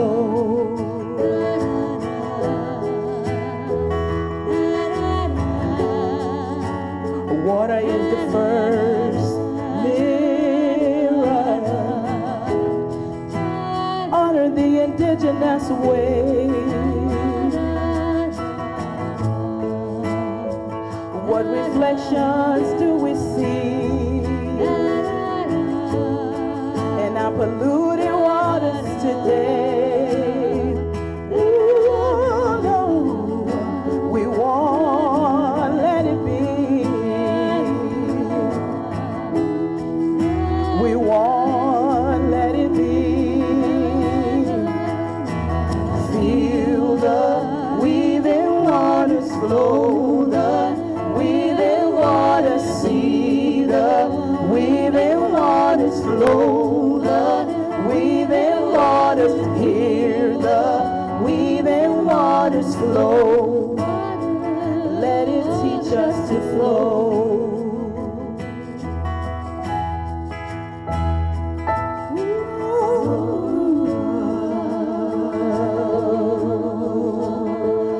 Let it teach us to flow.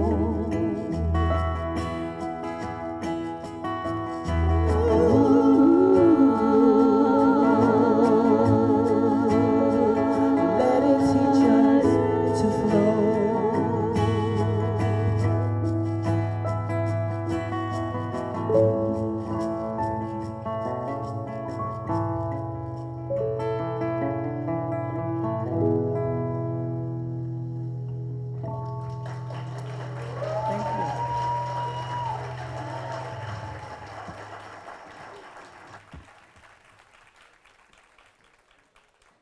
Okay, before I introduce our next speaker, I just want to give a shout out to the over 30 volunteers that are here working today to make this all happen. Wherever you are, give us a wave.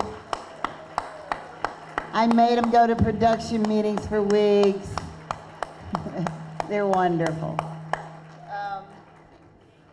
So now we're going to hear from an extraordinary and fierce pipeline fighter, Emily Satterwhite of Appalachians Against Pipelines. Emily is a climate disobedience advocate and an Appalachian Studies professor whose research centers on social and environmental justice.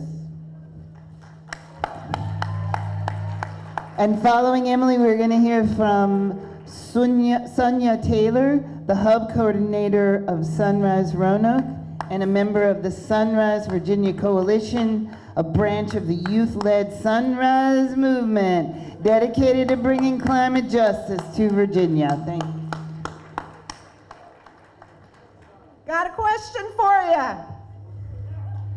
Who here believes that we will win? Yeah! Louder!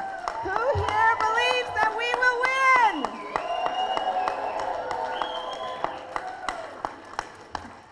I believe that we will win. If we continue to show up and act up. We got the showing up for each other part down. We showed up against Atlantic Coast Pipeline and we won. That's right. We showed up for Pennsylvania County and we won. That's right.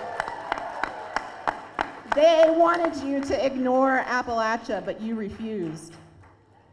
They wanted you to ignore Southside because there's nothing there. That's what DEQ staff told the Air Board.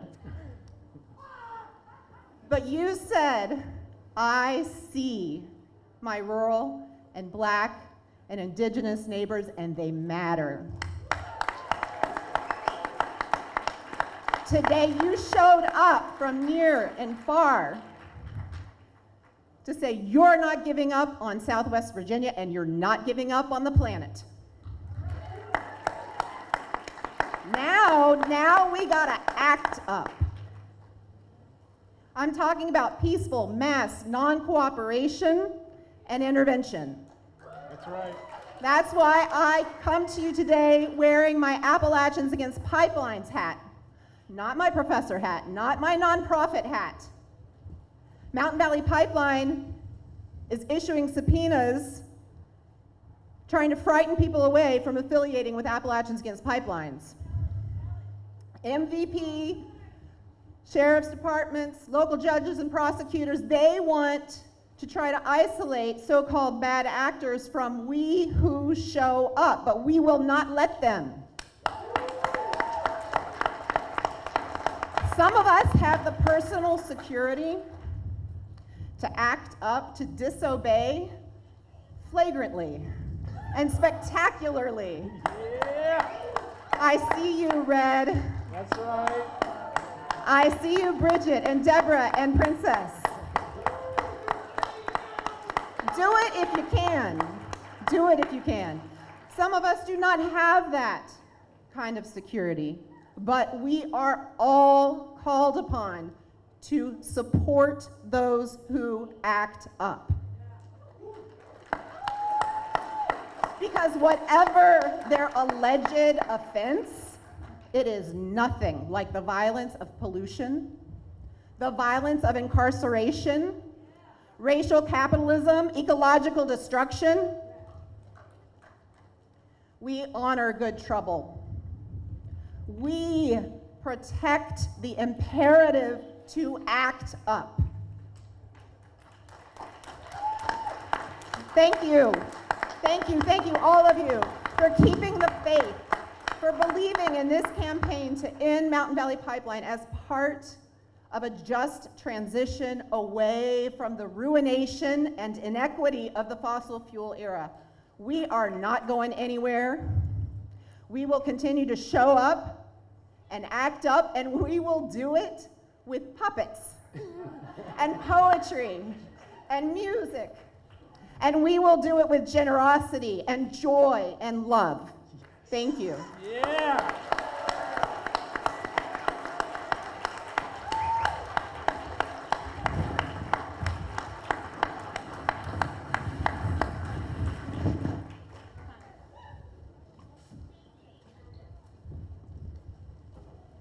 Hey, can everyone hear me? Yes. Perfect. Hi, my name is Sonja. I'm from the Sunrise Movement Hub down in Roanoke, and I'm here to talk about it. So everywhere in my community, I can already see the scars of the fossil fuel industry. From the coal trains constantly passing through downtown, to the suburban sprawl that has made life very difficult for anyone unable to own a car, Roanoke has already suffered greatly at the hands of the fossil fuel industry. And that effect has been magnified on Roanoke's youth. Thank you. That effect has been magnified on Roanoke's youth, and will continue to suffer as the years go on. But on top of all of that, I can think of nothing worse for my community than the construction of the Mountain Valley Pipeline.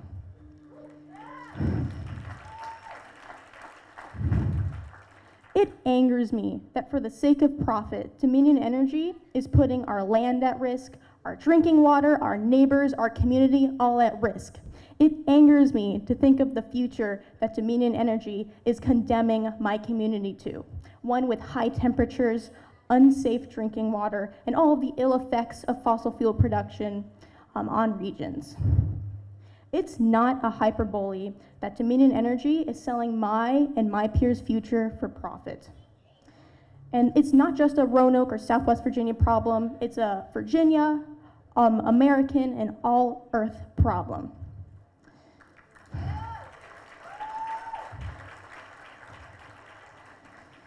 The carbon footprint of the construction of the Mountain Valley Pipeline will be equivalent to that of 23 coal-fired power plants.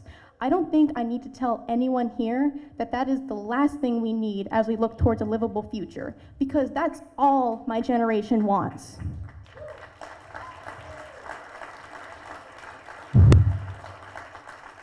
All we want is a future where we can live full, beautiful lives and watch our children do the same. But according to Dominion Energy, that is not more important than their bottom line. And that's why my friends at the Sunrise Movement and Appalachian Youth Climate Coalition have been sticking our necks out, sacrificing so many of our precious days of youth fighting for what really, really matters. It's why we strike, why we lobby, why we campaign, and why we'll keep fighting until this pipeline has been wiped off the face of the earth.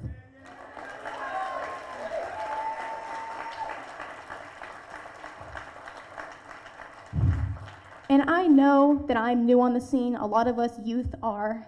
I know that there are members of older generations here who have been fighting this pipeline for years.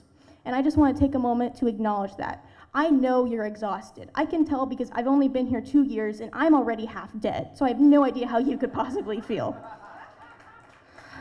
But I just want to say that I appreciate the fighting chance you've given my generation, and I thank you for it.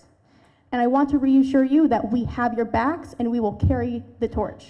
We know that we stand on the shoulders of giants.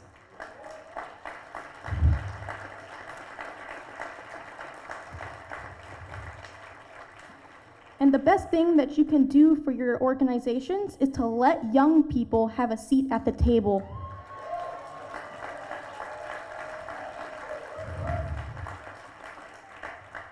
Don't tokenize us as your youth voice or shove us away into a youth council. Give us a seat at the table. We have a special stake in this, and if you grant us positions of leadership, we will fight like hell to not only end the Mountain Valley Pipeline, but all fossil fuel production until we can have a livable future that works for everyone.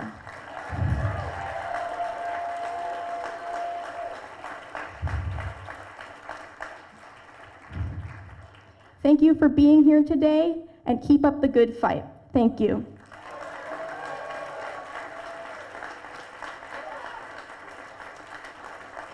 Thank you, Sonja. Followed Sonja to Richmond, and she made me sing in public. So thank you for that. We need that back in this movement for sure. I'd like to share a message here from our West Virginia hero from the holler, Maury Johnson. Maury, where are you?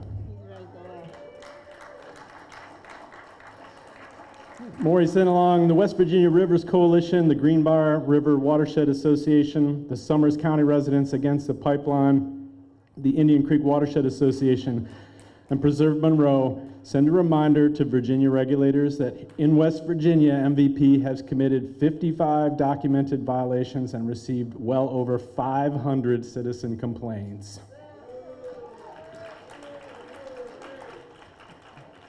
Before I introduce our next speaker, I'd like to call the reading group number 3 up to the front to line up, please.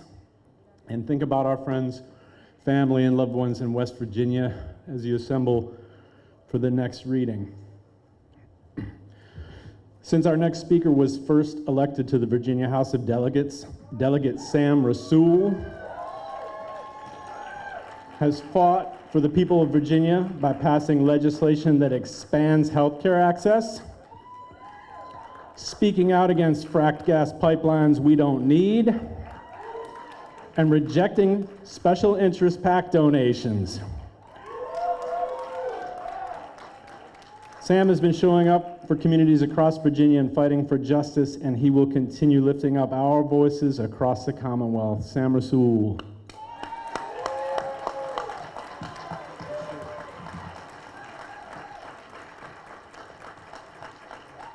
All right, let's give it up for Russell Chisholm.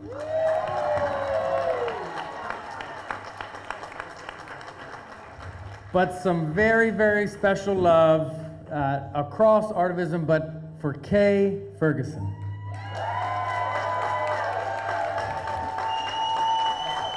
Yes, keep it going.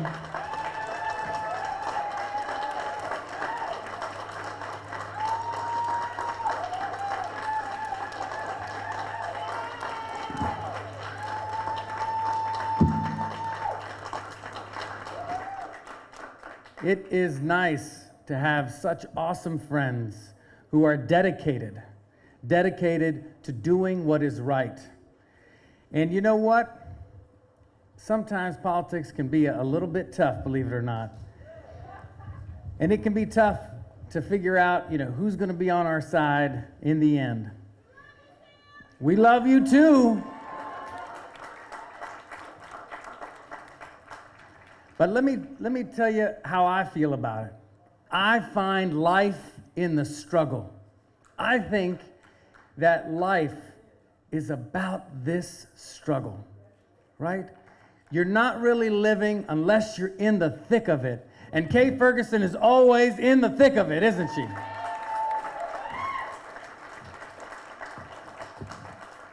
And I thought I was in the thick of it until, I know she's around here somewhere, until this ornery redhead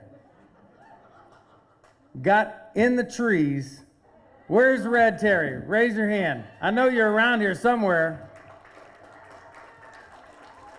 She got in the trees. There she is. Give her a big round of applause.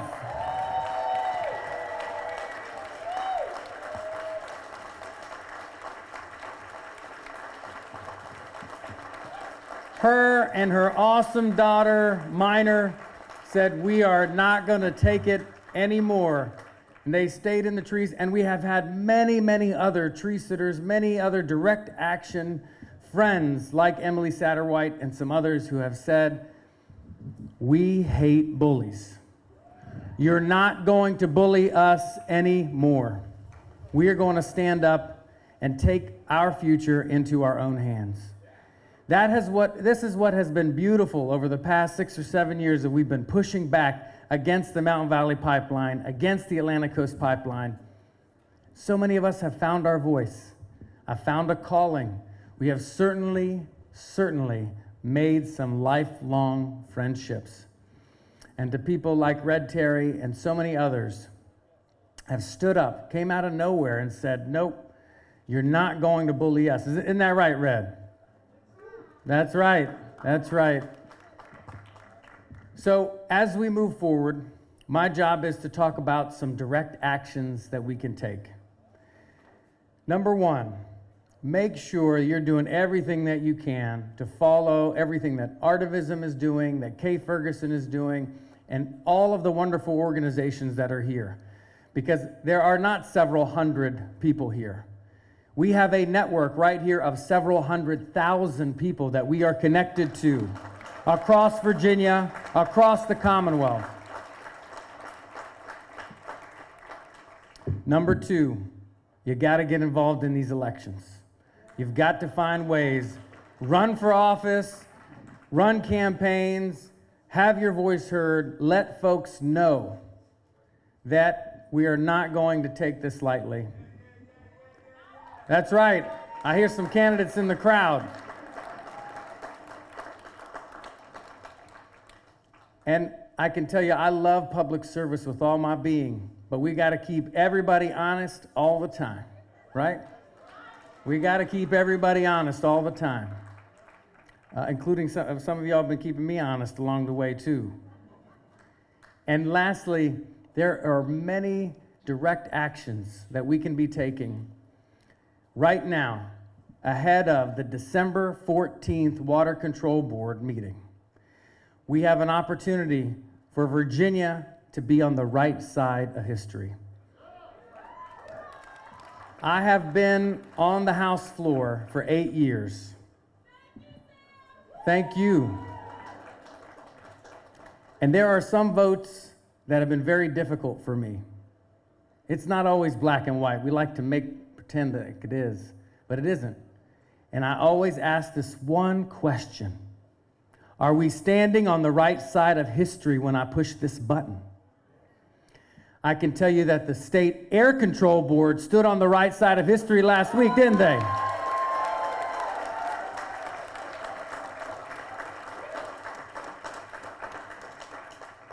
And they didn't just kind of stand, they made a definitive statement. We are no longer going to have this environmental injustice in the Commonwealth of Virginia. And as the Reverend Barber stood here and said, this environmental injustice is sin. And we are pushing back against it. Now, we are collectively calling on the State Water Control Board here, Tuesday at 10 a.m., if you can be there, to make the right decision. So let them know they are certainly going to see this. They're going to feel this energy. They have an opportunity to be our heroes and to do something that 2 Democratic governors would not do, that a Democratic Attorney General would not do, that Democratic legislature would not do. And as a proud Democrat myself, we are going to ensure that we are standing on the right side of history, and we hope that our brothers and sisters on the State Water Control Board will stand with us. Thank you very much.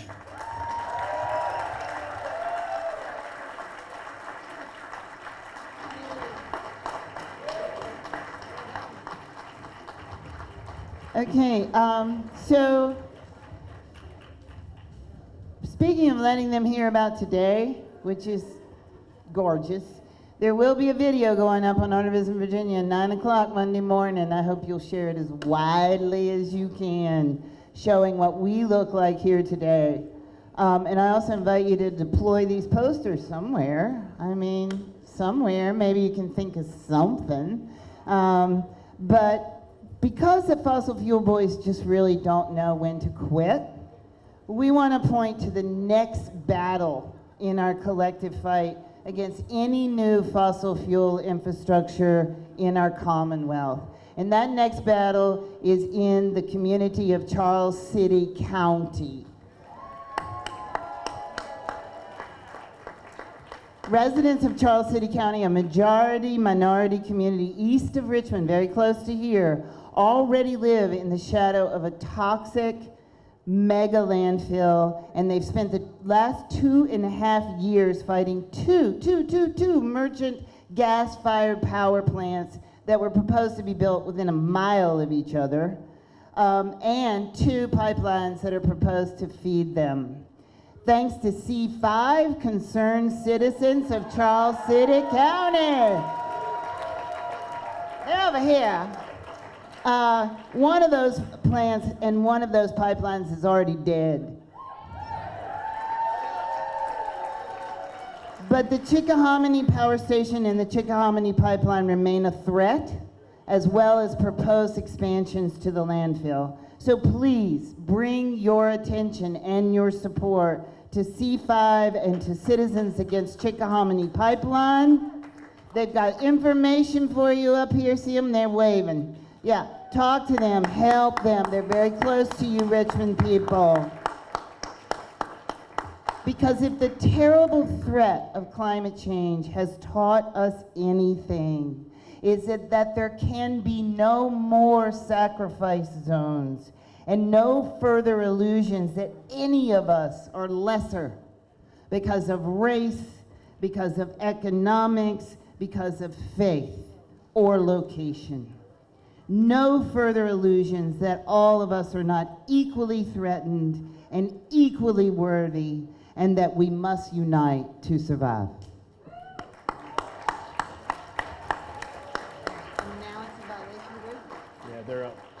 So violation witnesses group number 3, come on down.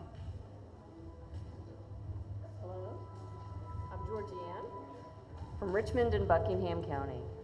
My violation is number 8. It happened on October 17th, 2018 at Dry Branch. The branch was polluted by mud dumped in a stream. Good day, my name is Erin and I'm a clergy member with the United Church of Christ. My violation is number 263. It happened September 27th, 2018 at Sinking Creek. MVP threatened the creek by not installing pollution controls as required. I'm Callie, here for my future and the planet I will inherit. My violation is number 142. It happened on July 9th, 2019 at a tributary to the Blackwater River. The tributary was polluted by mud dumped in the stream.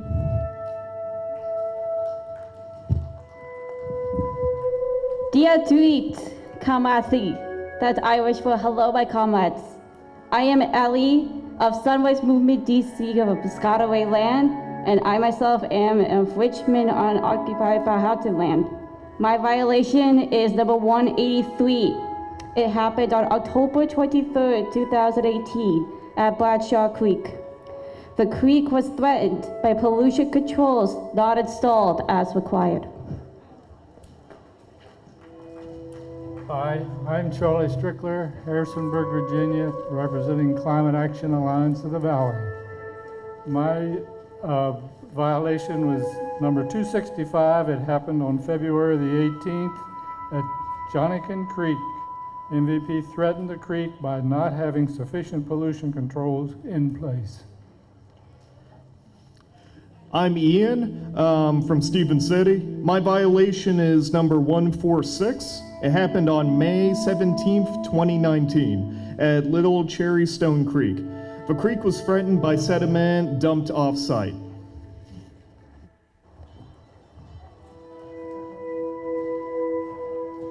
Hi, my name is Anita. I am from Newport, Virginia. My violation is number 82. It happened on June 26, 2018 at the North Fork of the Roanoke River. The river was threatened again by pollution controls not installed as required.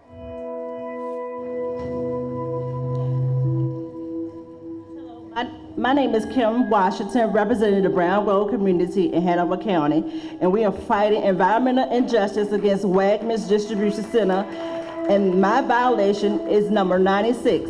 It happened on March the 26th, 2019 at Flatwoods Branch. The branch was threatened by insufficient pollution controls. My name is Leah Jones from Virginia Interfaith Power and Light. My violation is number 223. It happened on March 14th, 2019 at a tributary to Owens Creek. MVP polluted the creek by dumping mud directly into it.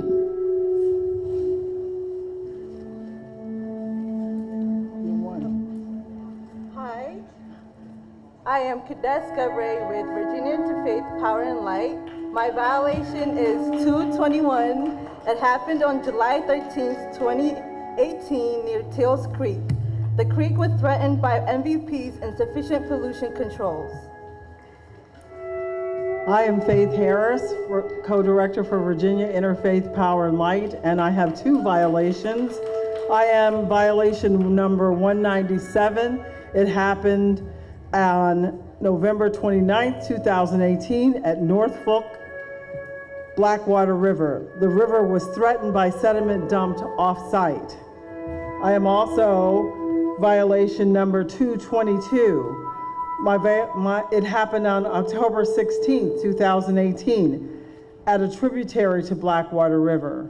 MVP polluted the stream by dumping mud directly into it. Hi, I'm Donna from Charlottesville, the Piedmont group of the Sierra Club, and my violation is 238. It happened on February 19th, 2019 at Blackwater River. MVP threatened the river with insufficient pollution controls.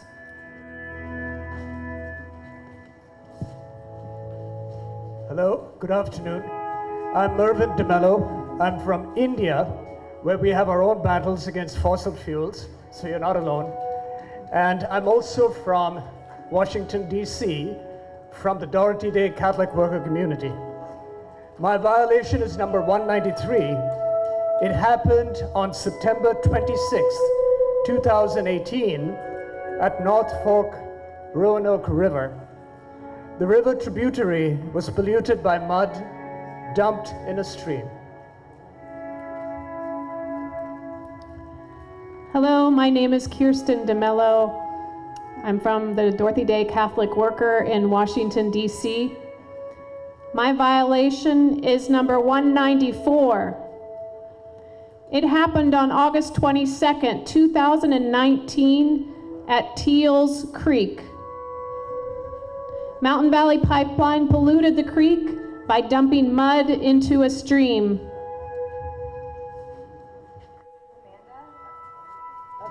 County, my violation is number 97. It happened on December 29th, 2018 at a tributary of the Blackwater River.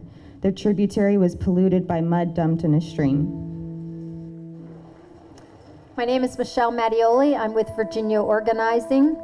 My violation is number 83. It happened on June 3rd, 2019 at Dry Run. The run was threatened by sediment dumped off-site. I'm Cheryl from Richmond, Virginia. I grow food, I drink water, and I breathe air. My violation is number 202. It happened on July 9th, 2018 near Green Creek. The creek was threatened by pollution controls MVP did not install as required. Hello, I am May of Crozet, Virginia. My violation is number 84.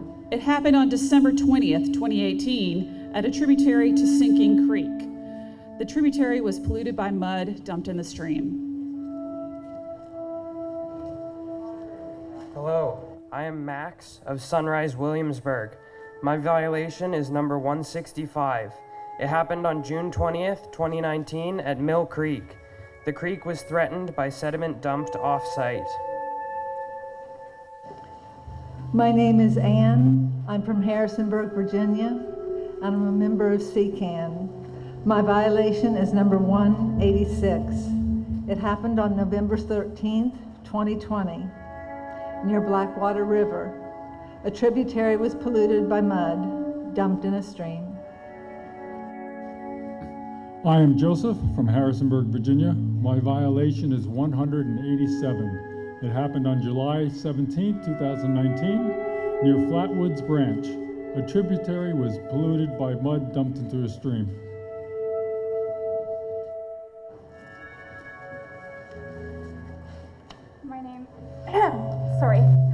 My name is Anne from Norfolk, Virginia, and violation number 9 happened on May 4th, 2020 at Foul Ground Creek. The creek was polluted by mud dumped in a stream. Hi, I'm Mitchell from Norfolk. My violation is number 10. It happened on July 31st, 2019 at Bottom Creek. The creek was threatened by pollution controls not installed as required. Hi, I'm Travis Williams of Richmond, Virginia with the Virginia Environmental Justice Collaborative. My violation is number 85. It happened March 27, 2019 at Cherrystone Creek when mud was dumped into a stream. I'm Kevin of Hanover County. My violation is number 199. It happened on August 28, 2019 at the Blackwater River. The river was threatened by insufficient pollution controls. Hi, I'm Sonia of Richmond, Virginia. My violation is 257. It happened on March 19th, 2019 at Flatwoods Branch. MVP threatened the stream by not installing pollution controls as required. I'm Maddie with Hanover Citizens Against a Pipeline. My violation is number 259. It happened on November 29th, 2018 at Mill Creek. MVP threatened the creek by not installing pollution controls as required. Hello, I'm Michael of Beaver Dam, Virginia, and Hanover Citizens Against the Pipeline. My violation is number 264. It happened on April 27th, 2019, at a tributary to Cherrystone Creek. MVP polluted the stream by dumping mud directly into the stream. Of Concerned Citizens of Charles City County, C5. My violation is number 69. It happened on February 20th, 2020 at Jacks Creek. The creek was threatened by insufficient pollution controls. Hi, I'm Bridget from Montgomery County, Virginia. My violation is 107. It happened on August 16th, 2019 in Franklin County. The deadline for eliminating water quality threats was violated 3 times. I'm Lauren with the SAVE Coalition. My violation is number 34. It happened on October 23rd, 2018 at Sinking Creek. The creek was threatened by pollution controls not installed as required. I'm David Serra for the Sierra Club, New River Valley. My violation is number 106. It happened on March 20th, 2019 at Poplar Camp Creek. The creek was threatened by insufficient pollution controls. Kill the beast!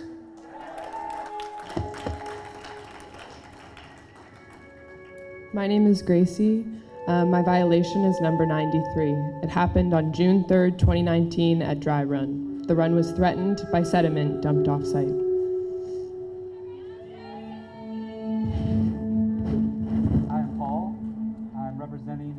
Valley Foundation Environmental Literacy Project in Nelson County. My violation is number 181. It happened on September 11th, 2018 at Sinking Creek. MVP threatened the creek by not installing pollution controls as required. I am Nathan Airways of Sunrise, Richmond, and also Richmond for All. My violation is number 177. It happened on February 25th, 2019 near Jonathan Creek. A wetland was polluted by mud dumped on the wetland. I'm Lib Hutchby from Women's International League for Peace and Freedom in Chapel Hill, North Carolina, and the Poor People's Campaign. We stopped the ACP, we're going to stop the MVP. My violation is number 191, and it happened on February 26, 2019 at Tills Creek, Poor Tills Creek. The creek was threatened by sediment dumped off-site.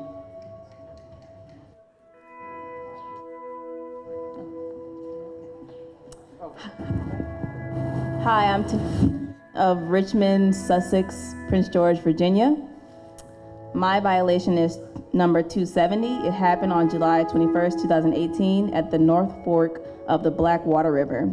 MVP threatened the river by not installing pollution controls as required. End environmental racism now. Hello, I am Chanel of Occupied Powhatan Land, or Richmond, Virginia. My violation is number 268. It happened on October 23rd, 2018 at Teals Creek.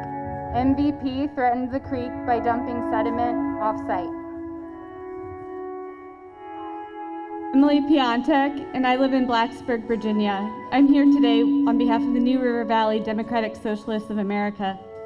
My violation number is 289. It happened on July 13th, 2018 at the North Fork of the Blackwater River. MVP threatened the river by not installing pollution control measures as required. Hi, my name is Doug. I live on the North Fork of the Roanoke River, and I'm pissed. I consider my extended family Appalachians against pipelines, and I don't care who knows it. My violation is number 105. It happened on July 31st, 2019 at our tributary of the Roanoke River. The river was polluted by mud dumped in our stream.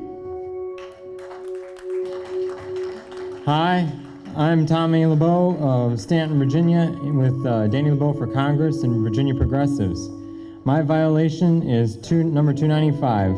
It happened on July 31st, 2019, at a tributary to Indian Run. Mountain Valley Pipeline polluted the stream by dumping mud directly into it. Hi, my name's Kelly. I come from so-called Giles County, Virginia. I represent New River Valley Democratic Socialist of America. My violation is number 172. It happened on February 26, 2019 at Little Creek. The creek was threatened by pollution controls not installed as required. Hi, my name's Lee. I'm from Richmond, Virginia. My organization is Green New Deal Virginia, and I represent violation number 230. It happened on February 13th, 2019, near Sinking Creek. MVP threatened the creek with insufficient pollution controls. My name is Karen. I'm from Fairfax County. I represent Green New Deal Virginia and the Virginia State Conference NACP. My violation is 176. It happened on December 30th, 2018, near the Blackwater River. A tributary was polluted by mud dumped in a stream. Hi, I'm Melody. I'm with Danny LeBeau for Congress and Virginia Progressives. The violation is number 296. It happened on June 19th, 2018 at Sinking Creek. MVP threatened the creek by not installing pollution controls as required. My name is Christina. I'm here from Manahawk Land. My violation is a shameful 210. It happened on October 16th, 2019 in Franklin County. MVP violated deadlines for eliminating water quality threats 15 times. I am Mary of the Potomac Watershed, Northern Virginia. My violation is number 212. It happened on November the 12th, 2020 at a tributary to the North Fork of the Blackwater River. The tributary was polluted by mud dumped into the stream. My name is Natalie of Leesburg, Virginia, with Loudon Climate Project. My violation is number 211. It happened on December 18th, 2018, at a tributary to the Pole Bridge Branch.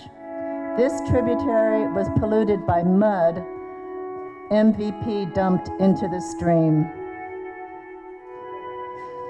I'm Dave with Wild, Virginia. My violation is number 171. It happened on June 30, 2018 at Little Creek.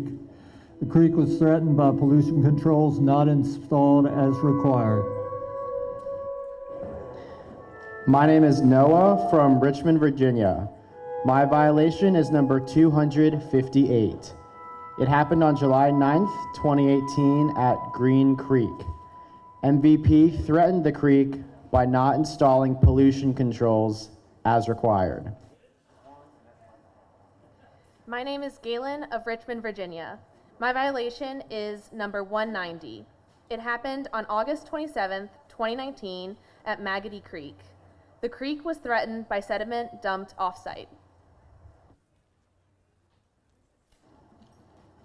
Good afternoon, everybody. My name is Alex Harvell, founder of the Free by Running Art and Mindfulness Foundation, coming from Fredericksburg, Virginia. My violation is number 253. It happened on August 7th, 2019 at the Roanoke River. MVP threatened the river by dumping sediment off-site. Hi, my name is Danny LeBeau of Danny LeBeau for Congress and Virginia Progressives, all from Stanton, Virginia.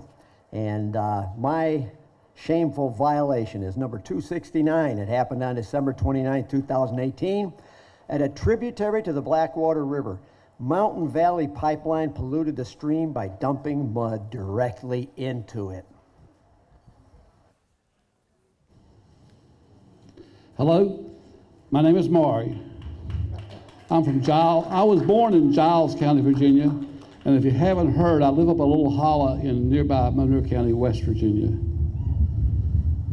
I'm here representing everybody. At this point, I feel like I'm from everywhere. And I'm reading this. I wasn't going to read, but I've been asked to do this on behalf of some friends who formerly lived in Franklin County. Violation 141 happened on March 11th, 2019 at Teals Creek. The creek was threatened by insufficient pollution controls. Thank you. Thank you all for being here.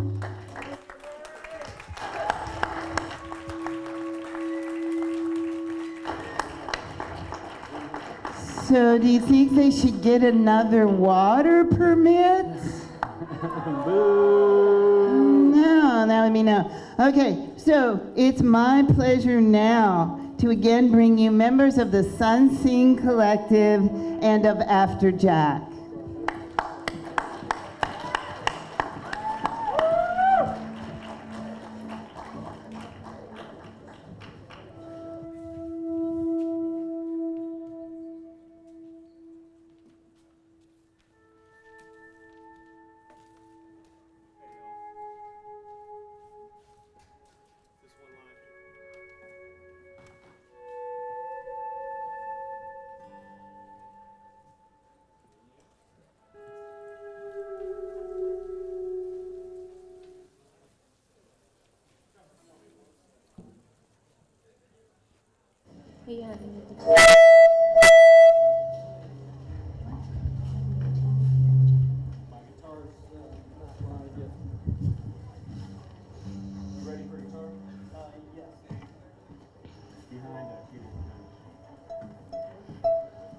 Hey y'all, thank you for sticking around. Seems like some of folks in the house here got longevity, huh?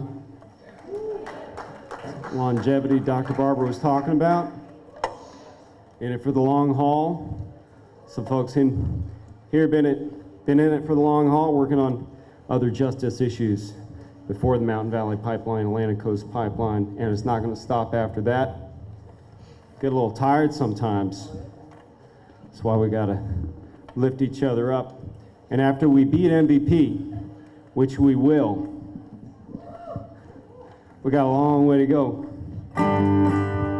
We're standing in a shadow of colonialism today, and we're on stolen land.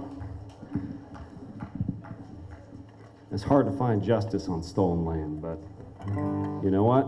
All we got to do is stick with each other.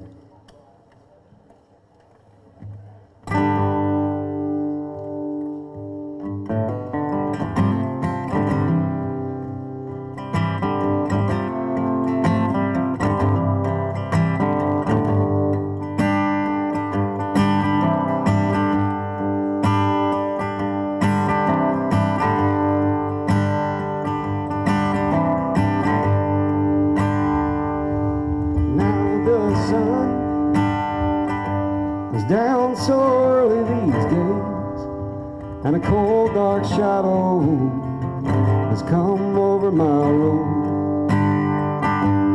Lately round here, things ain't been the same, and I feel so alone, and I feel so alone.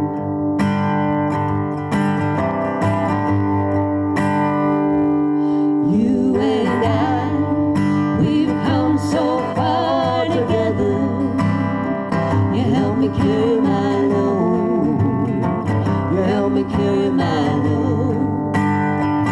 Now I'm so tired, and I don't know whether I can make it home.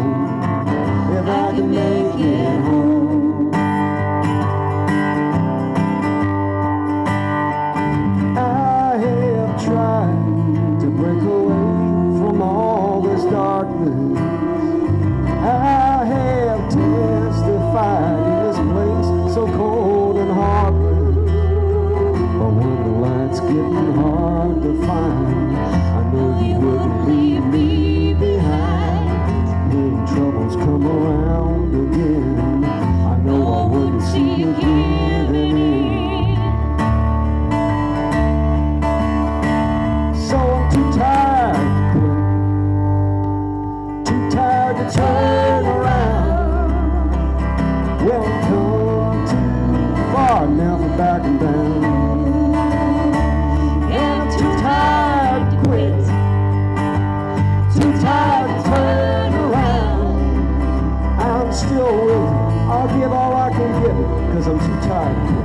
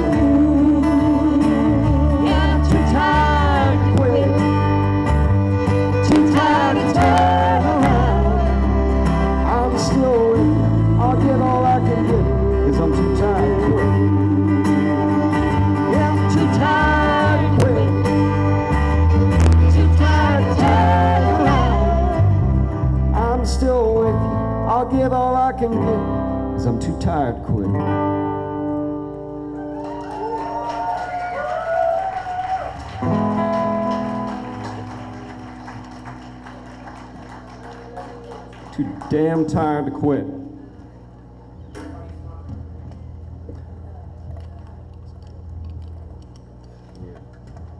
Group number 4 are going to be getting ready soon to come up here.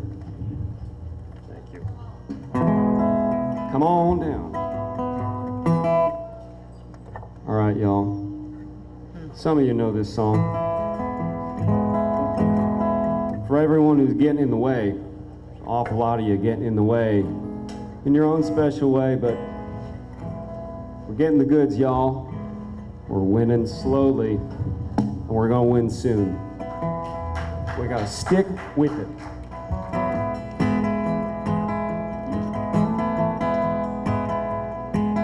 I'll take you to the river, tell you what I see.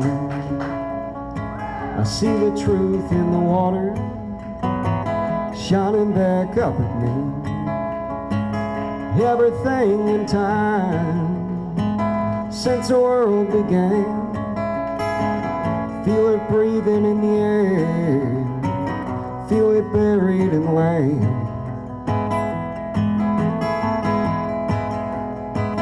I'll take you to the river, tell you what I hear. I hear the thunder in the distance, I hear the river say a prayer. Here come that company man, here come that big machine, here come the murder of the mountain, here come the in-between. I'll take you to the river, I'll take you to the truth. Very life is water running through you. What are you gonna hold to? What are you gonna do? I'll take you to the river, I'll take you to the truth.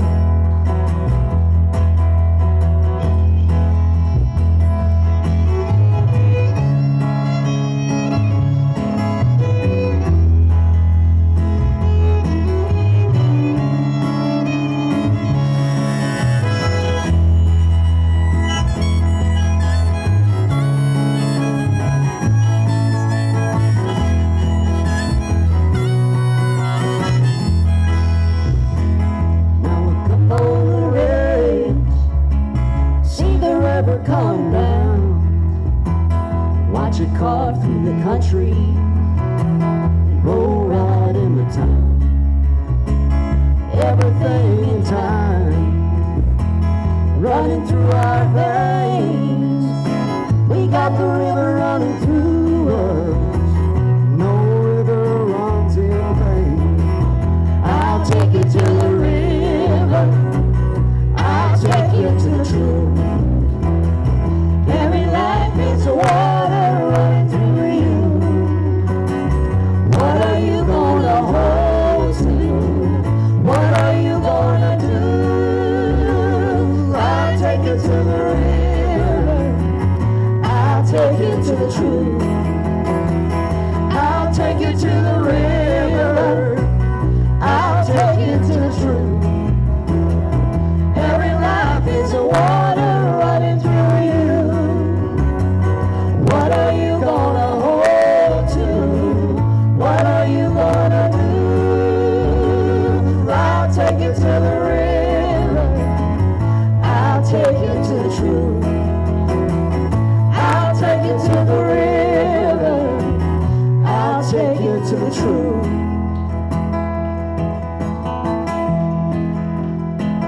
I'll take you to the river. Tell you what I hear.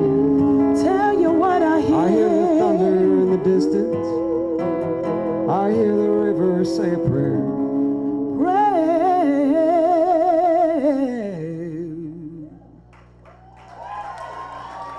Thanks, y'all.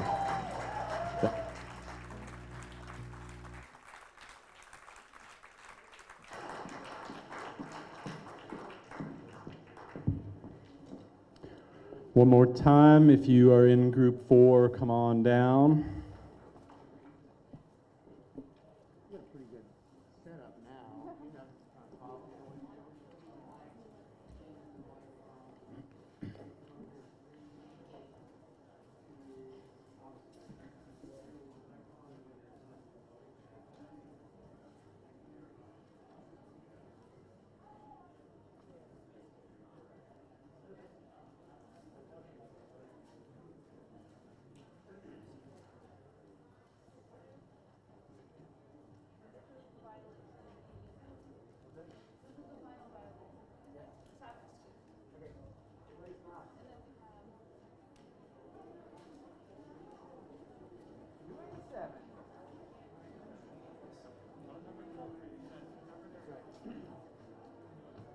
I am Emily of Richmond. My violation is 184. It happened on July 8th, 2019 at Little Cherrystone Creek. The creek was threatened by insufficient pollution controls.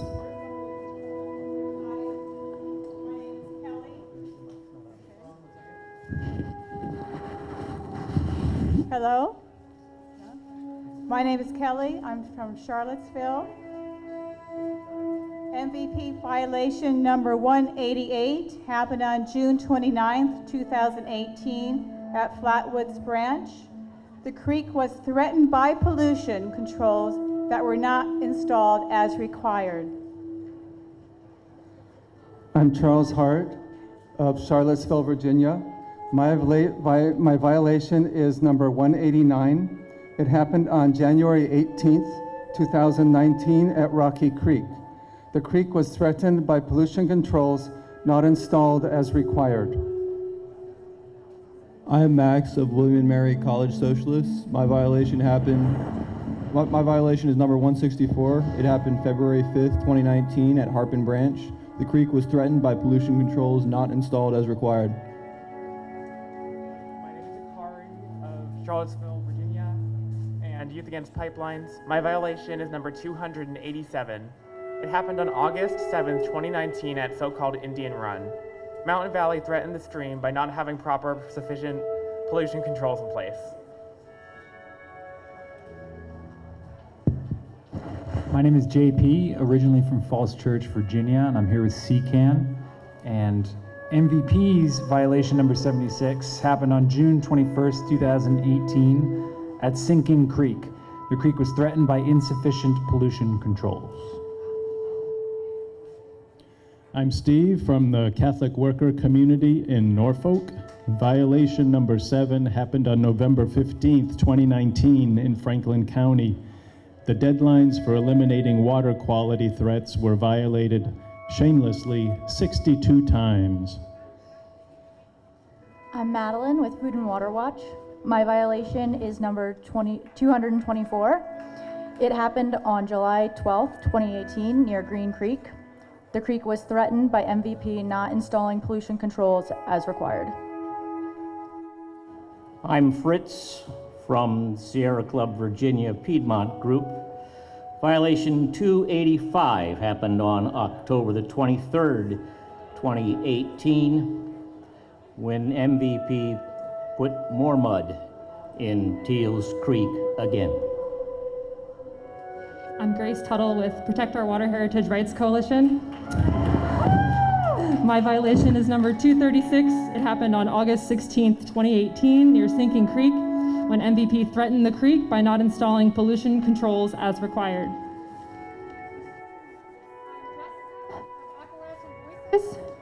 My violation is 225.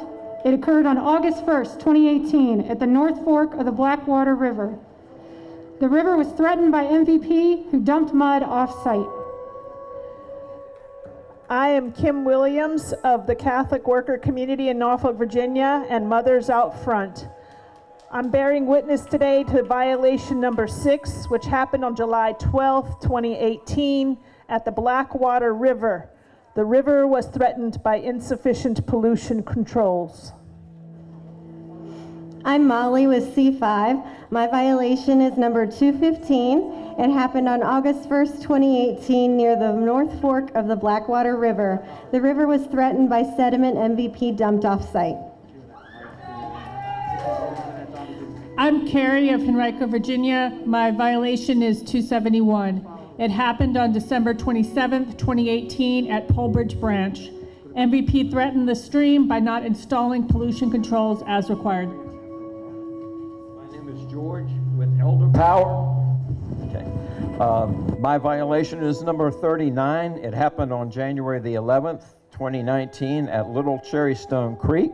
The creek was threatened by pollution controls that were not installed as required. MVP, we will stop you. Hi, I'm Nitch. I'm here on behalf of Stanton Organizing, where we reside on Monacan Indian ancestral land. My violation is violation number 154. It happened on July 17th, 2019, near Flatwoods Branch. A tributary was polluted by mud dumped in a stream. From the Rivanna watershed.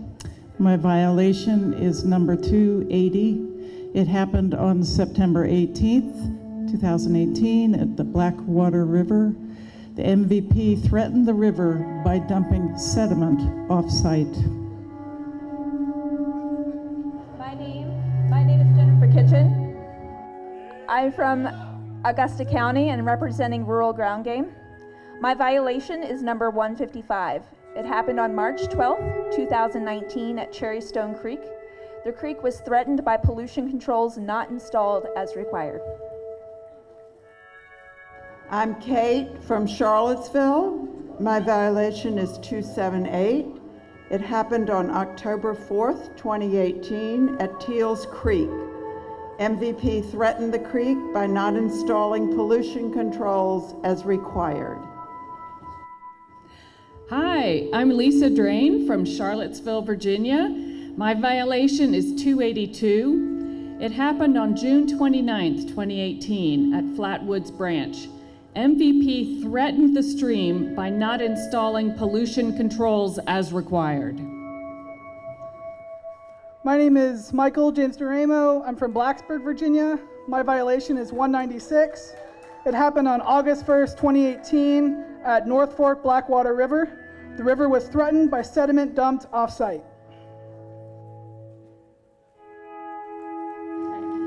My name is Isabel Pillow. I'm an environmental studies student at VCU. My violation is number 24. It happened on February 19th, 2019 at the Blackwater River. The river was threatened by pollution controls not installed as required.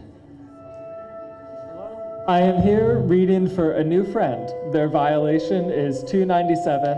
It happened on June 9th, 2018 at Teals Creek. MVP threatened the creek by not installing pollution controls as required. Hello, I'm Pamela. My homeland is in Southside Pittsylvania County, and I now live here in Richmond on the falls of the Powhatan River. My violation that I give witness to is number 169. It happened on September 25th, 2018 at North Fork Roanoke River. The river was polluted by mud dumped in a stream. My name is Stephanie. I live here on this beautiful earth. My violation is number 170. It happened on July 5th, 2019 near Poplar Creek Camp. This creek was polluted by mud dumped in a tributary. I am Bob, Fairfax County. MVP violation 261 happened on November 27, 2018 at Harpin Creek. MVP threatened the creek by not installing pollution controls as required. Hi, I'm Rachel from Fairfax County. MVP's violation 262 happened on January 21st, 2021 at the North Fork of the Blackwater River. MVP threatened the river by not installing pollution controls as required.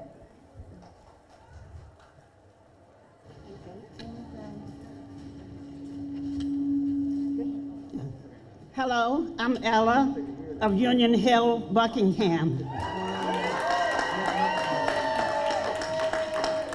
Friends of Buckingham, my violation is number 304. It happened on December 22nd, 2018 at the Roanoke River. MVP threatened the river by not installing pollution control required.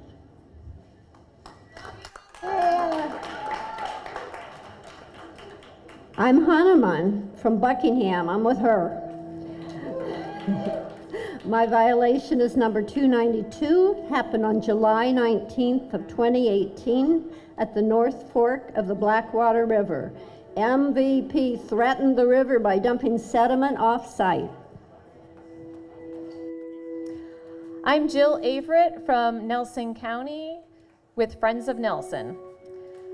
My violation is number 95. It happened on June 12th, 2019 at a wetland near Little Cherrystone Creek, again. The wetland was polluted by mud dumped in a stream. Hi, I'm Divya Bertu, Friends of Buckingham and Virginia Community Rights Network. My violation is 290. It happened on February 20th, 2020 at Poplar Camp Creek. I don't know how many times, but MVP threatened the creek by not installing pollution controls as required. Hi, I'm Chad of Union Hill, Buckingham, Virginia. Friends of Buckingham, my violation is number 293. It happened on June 21st, 2018 at Flatwoods Branch. MVP threatened the creek by not having sufficient pollution controls in place. I'm Trish of Preserve Bent Mountain, Mothers Out Front, Citizens for Arsenal Accountability, and Stand with Red. My violation is 101. It happened on June 3rd, 2019, a dry run. MVP violently threatened the run by dumping sediment off-site, doomed to the pipeline. Connie of Blacksburg, and I'm with Appalachians Against Pipelines. My violation is number 100. It happened on August 17th, 2018 at Craig Creek, just in my backyard. The creek was threatened by pollution controls that were not even installed, though they are required.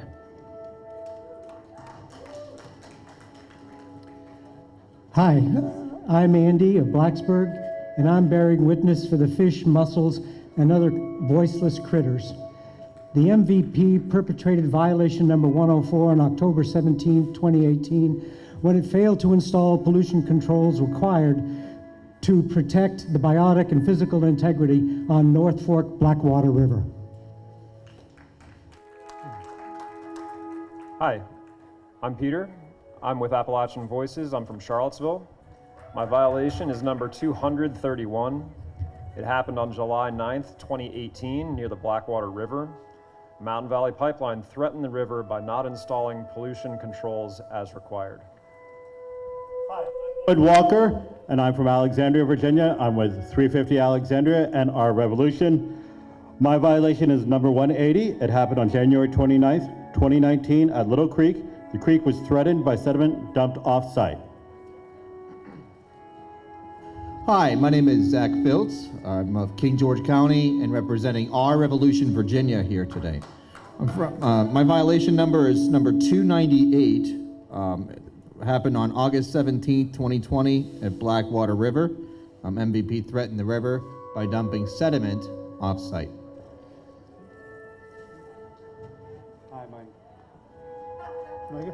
Hi, my name is Joshua Vanna from Artivism, Virginia. I live in so-called Albemarle County on Monacan land. My violation is number 303 out of thousands. It happened on June 10th, 2019 at a tributary to the Little Cherrystone Creek. MVP polluted the stream by dumping mud directly into it.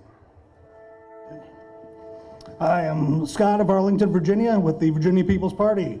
My violation is number 251. It happened on February 26, 2019 at Teals Creek. MVP threatened the creek by dumping sediment off-site. Hello, my name is Ant Tamburino, originally from Charlottesville, Virginia, currently from Raleigh, North Carolina. My violation is number 130, happened on October 16th, 2018 at Little Creek. The creek was threatened by sediment dumped off-site. Hello, I'm Portnoy. I'm Zion Crossroads Squad when self-proclaimed James River Water Authority was busting through Monacan burial grounds. My violation is number 161. It happened on January 9, 2019, near the Blackwater River. A tributary was polluted by mud dumped into a stream.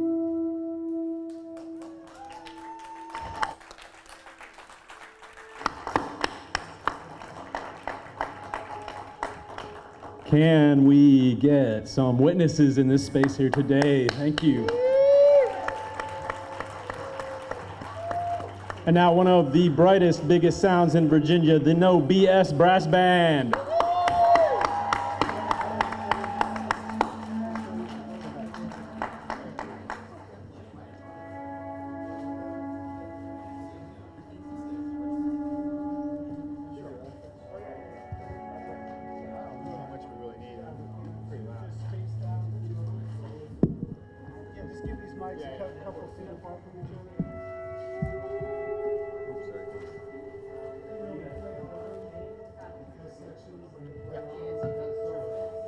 You know how to do it.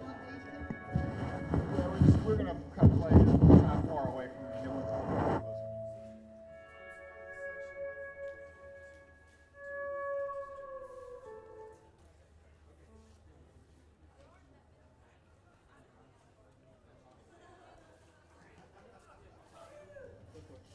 Hello? All right.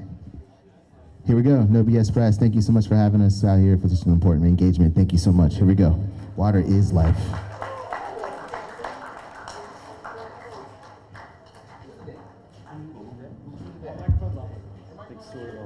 Check, check. It is.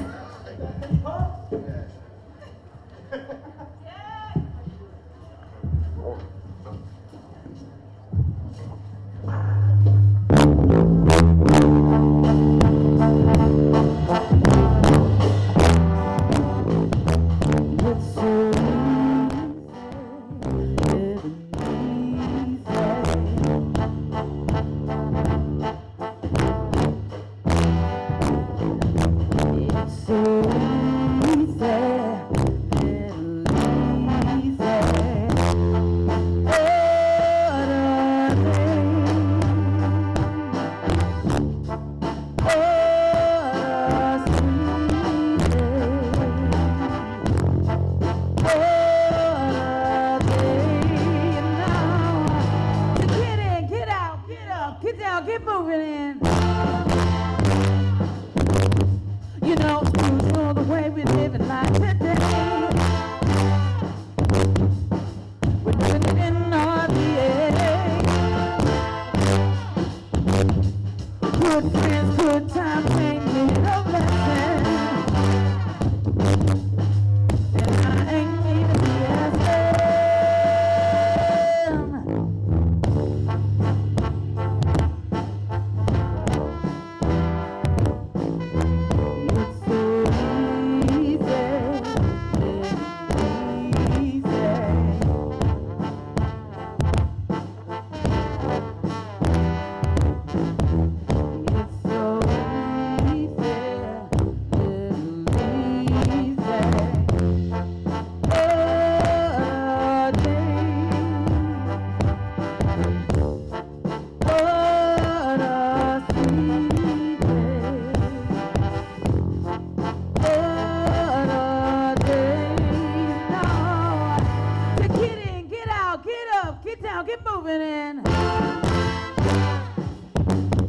You know, it's crucial the way we live in life today.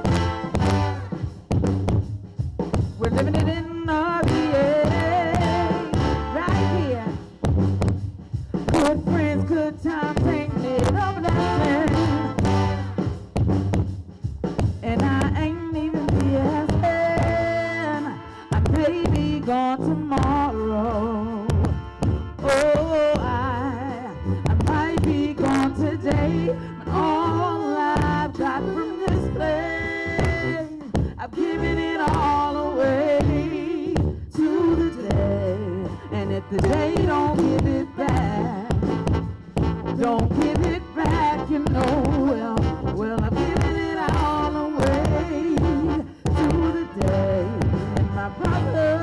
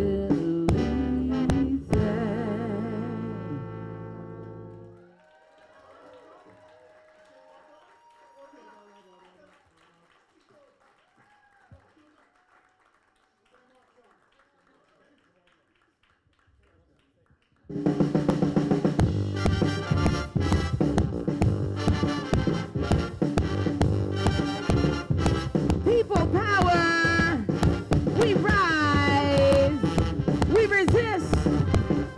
Clean water is worth protecting, right?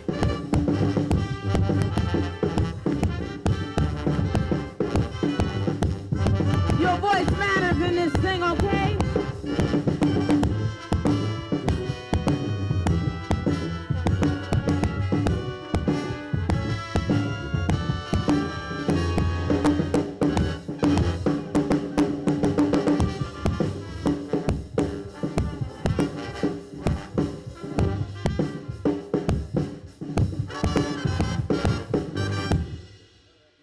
Water is life.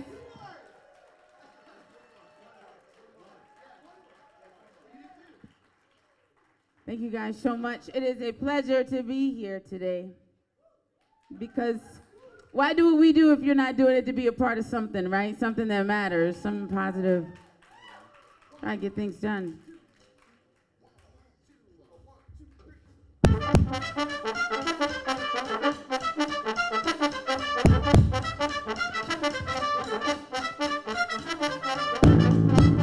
This song is called Applause. Feel free to be a part of this with us. You can clap your hands like that.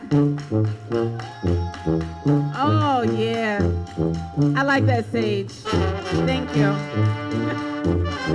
You can love it or hate it, we gon' celebrate it. You can't believe it, my group is undefeated. We left the blood, sweat, tears on the stage. We do it our way, your way, that way. We gon' roll with the punches when they come. It's just a tiny price of paper, number one. No, you gotta pay the cost of me to fall. Stand up, hands up, can I get a round of applause? Can I get a round of applause? Can I get a round of applause?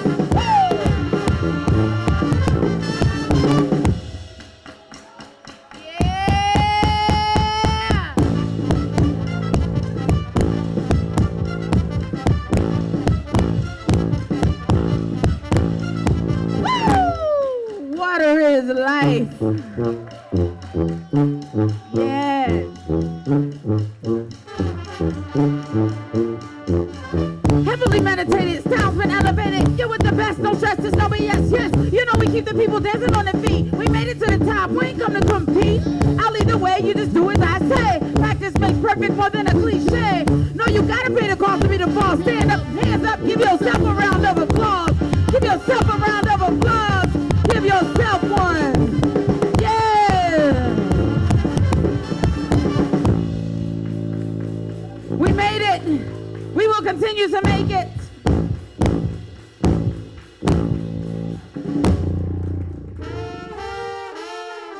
You can't stop the shine.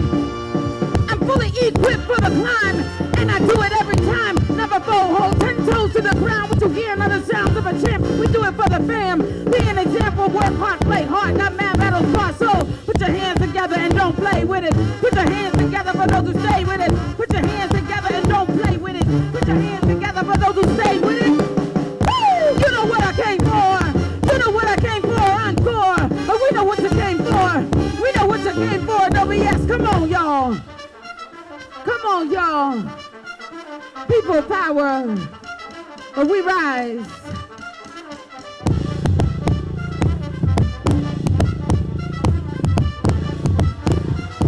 Yeah! Woo!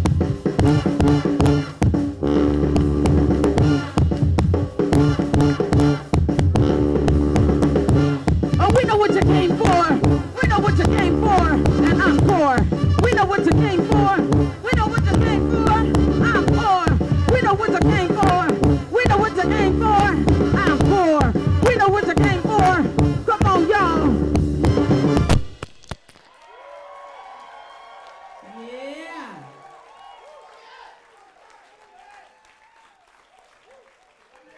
This next song we're about to do is called RVA All Day. All day long. RVA all day. RVA all day. RVA all day.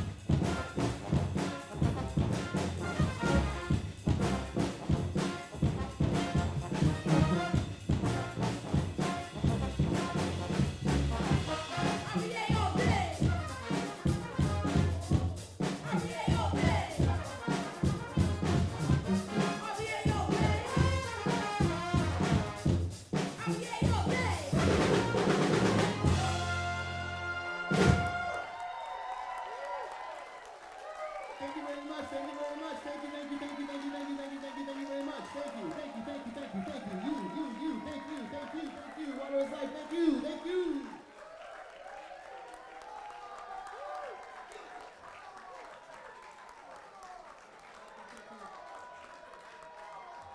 Thank you, No BS Brass Band. Thank you, violation witnesses. Thank you to all of you who made it to this event, including each and every one of you here today. I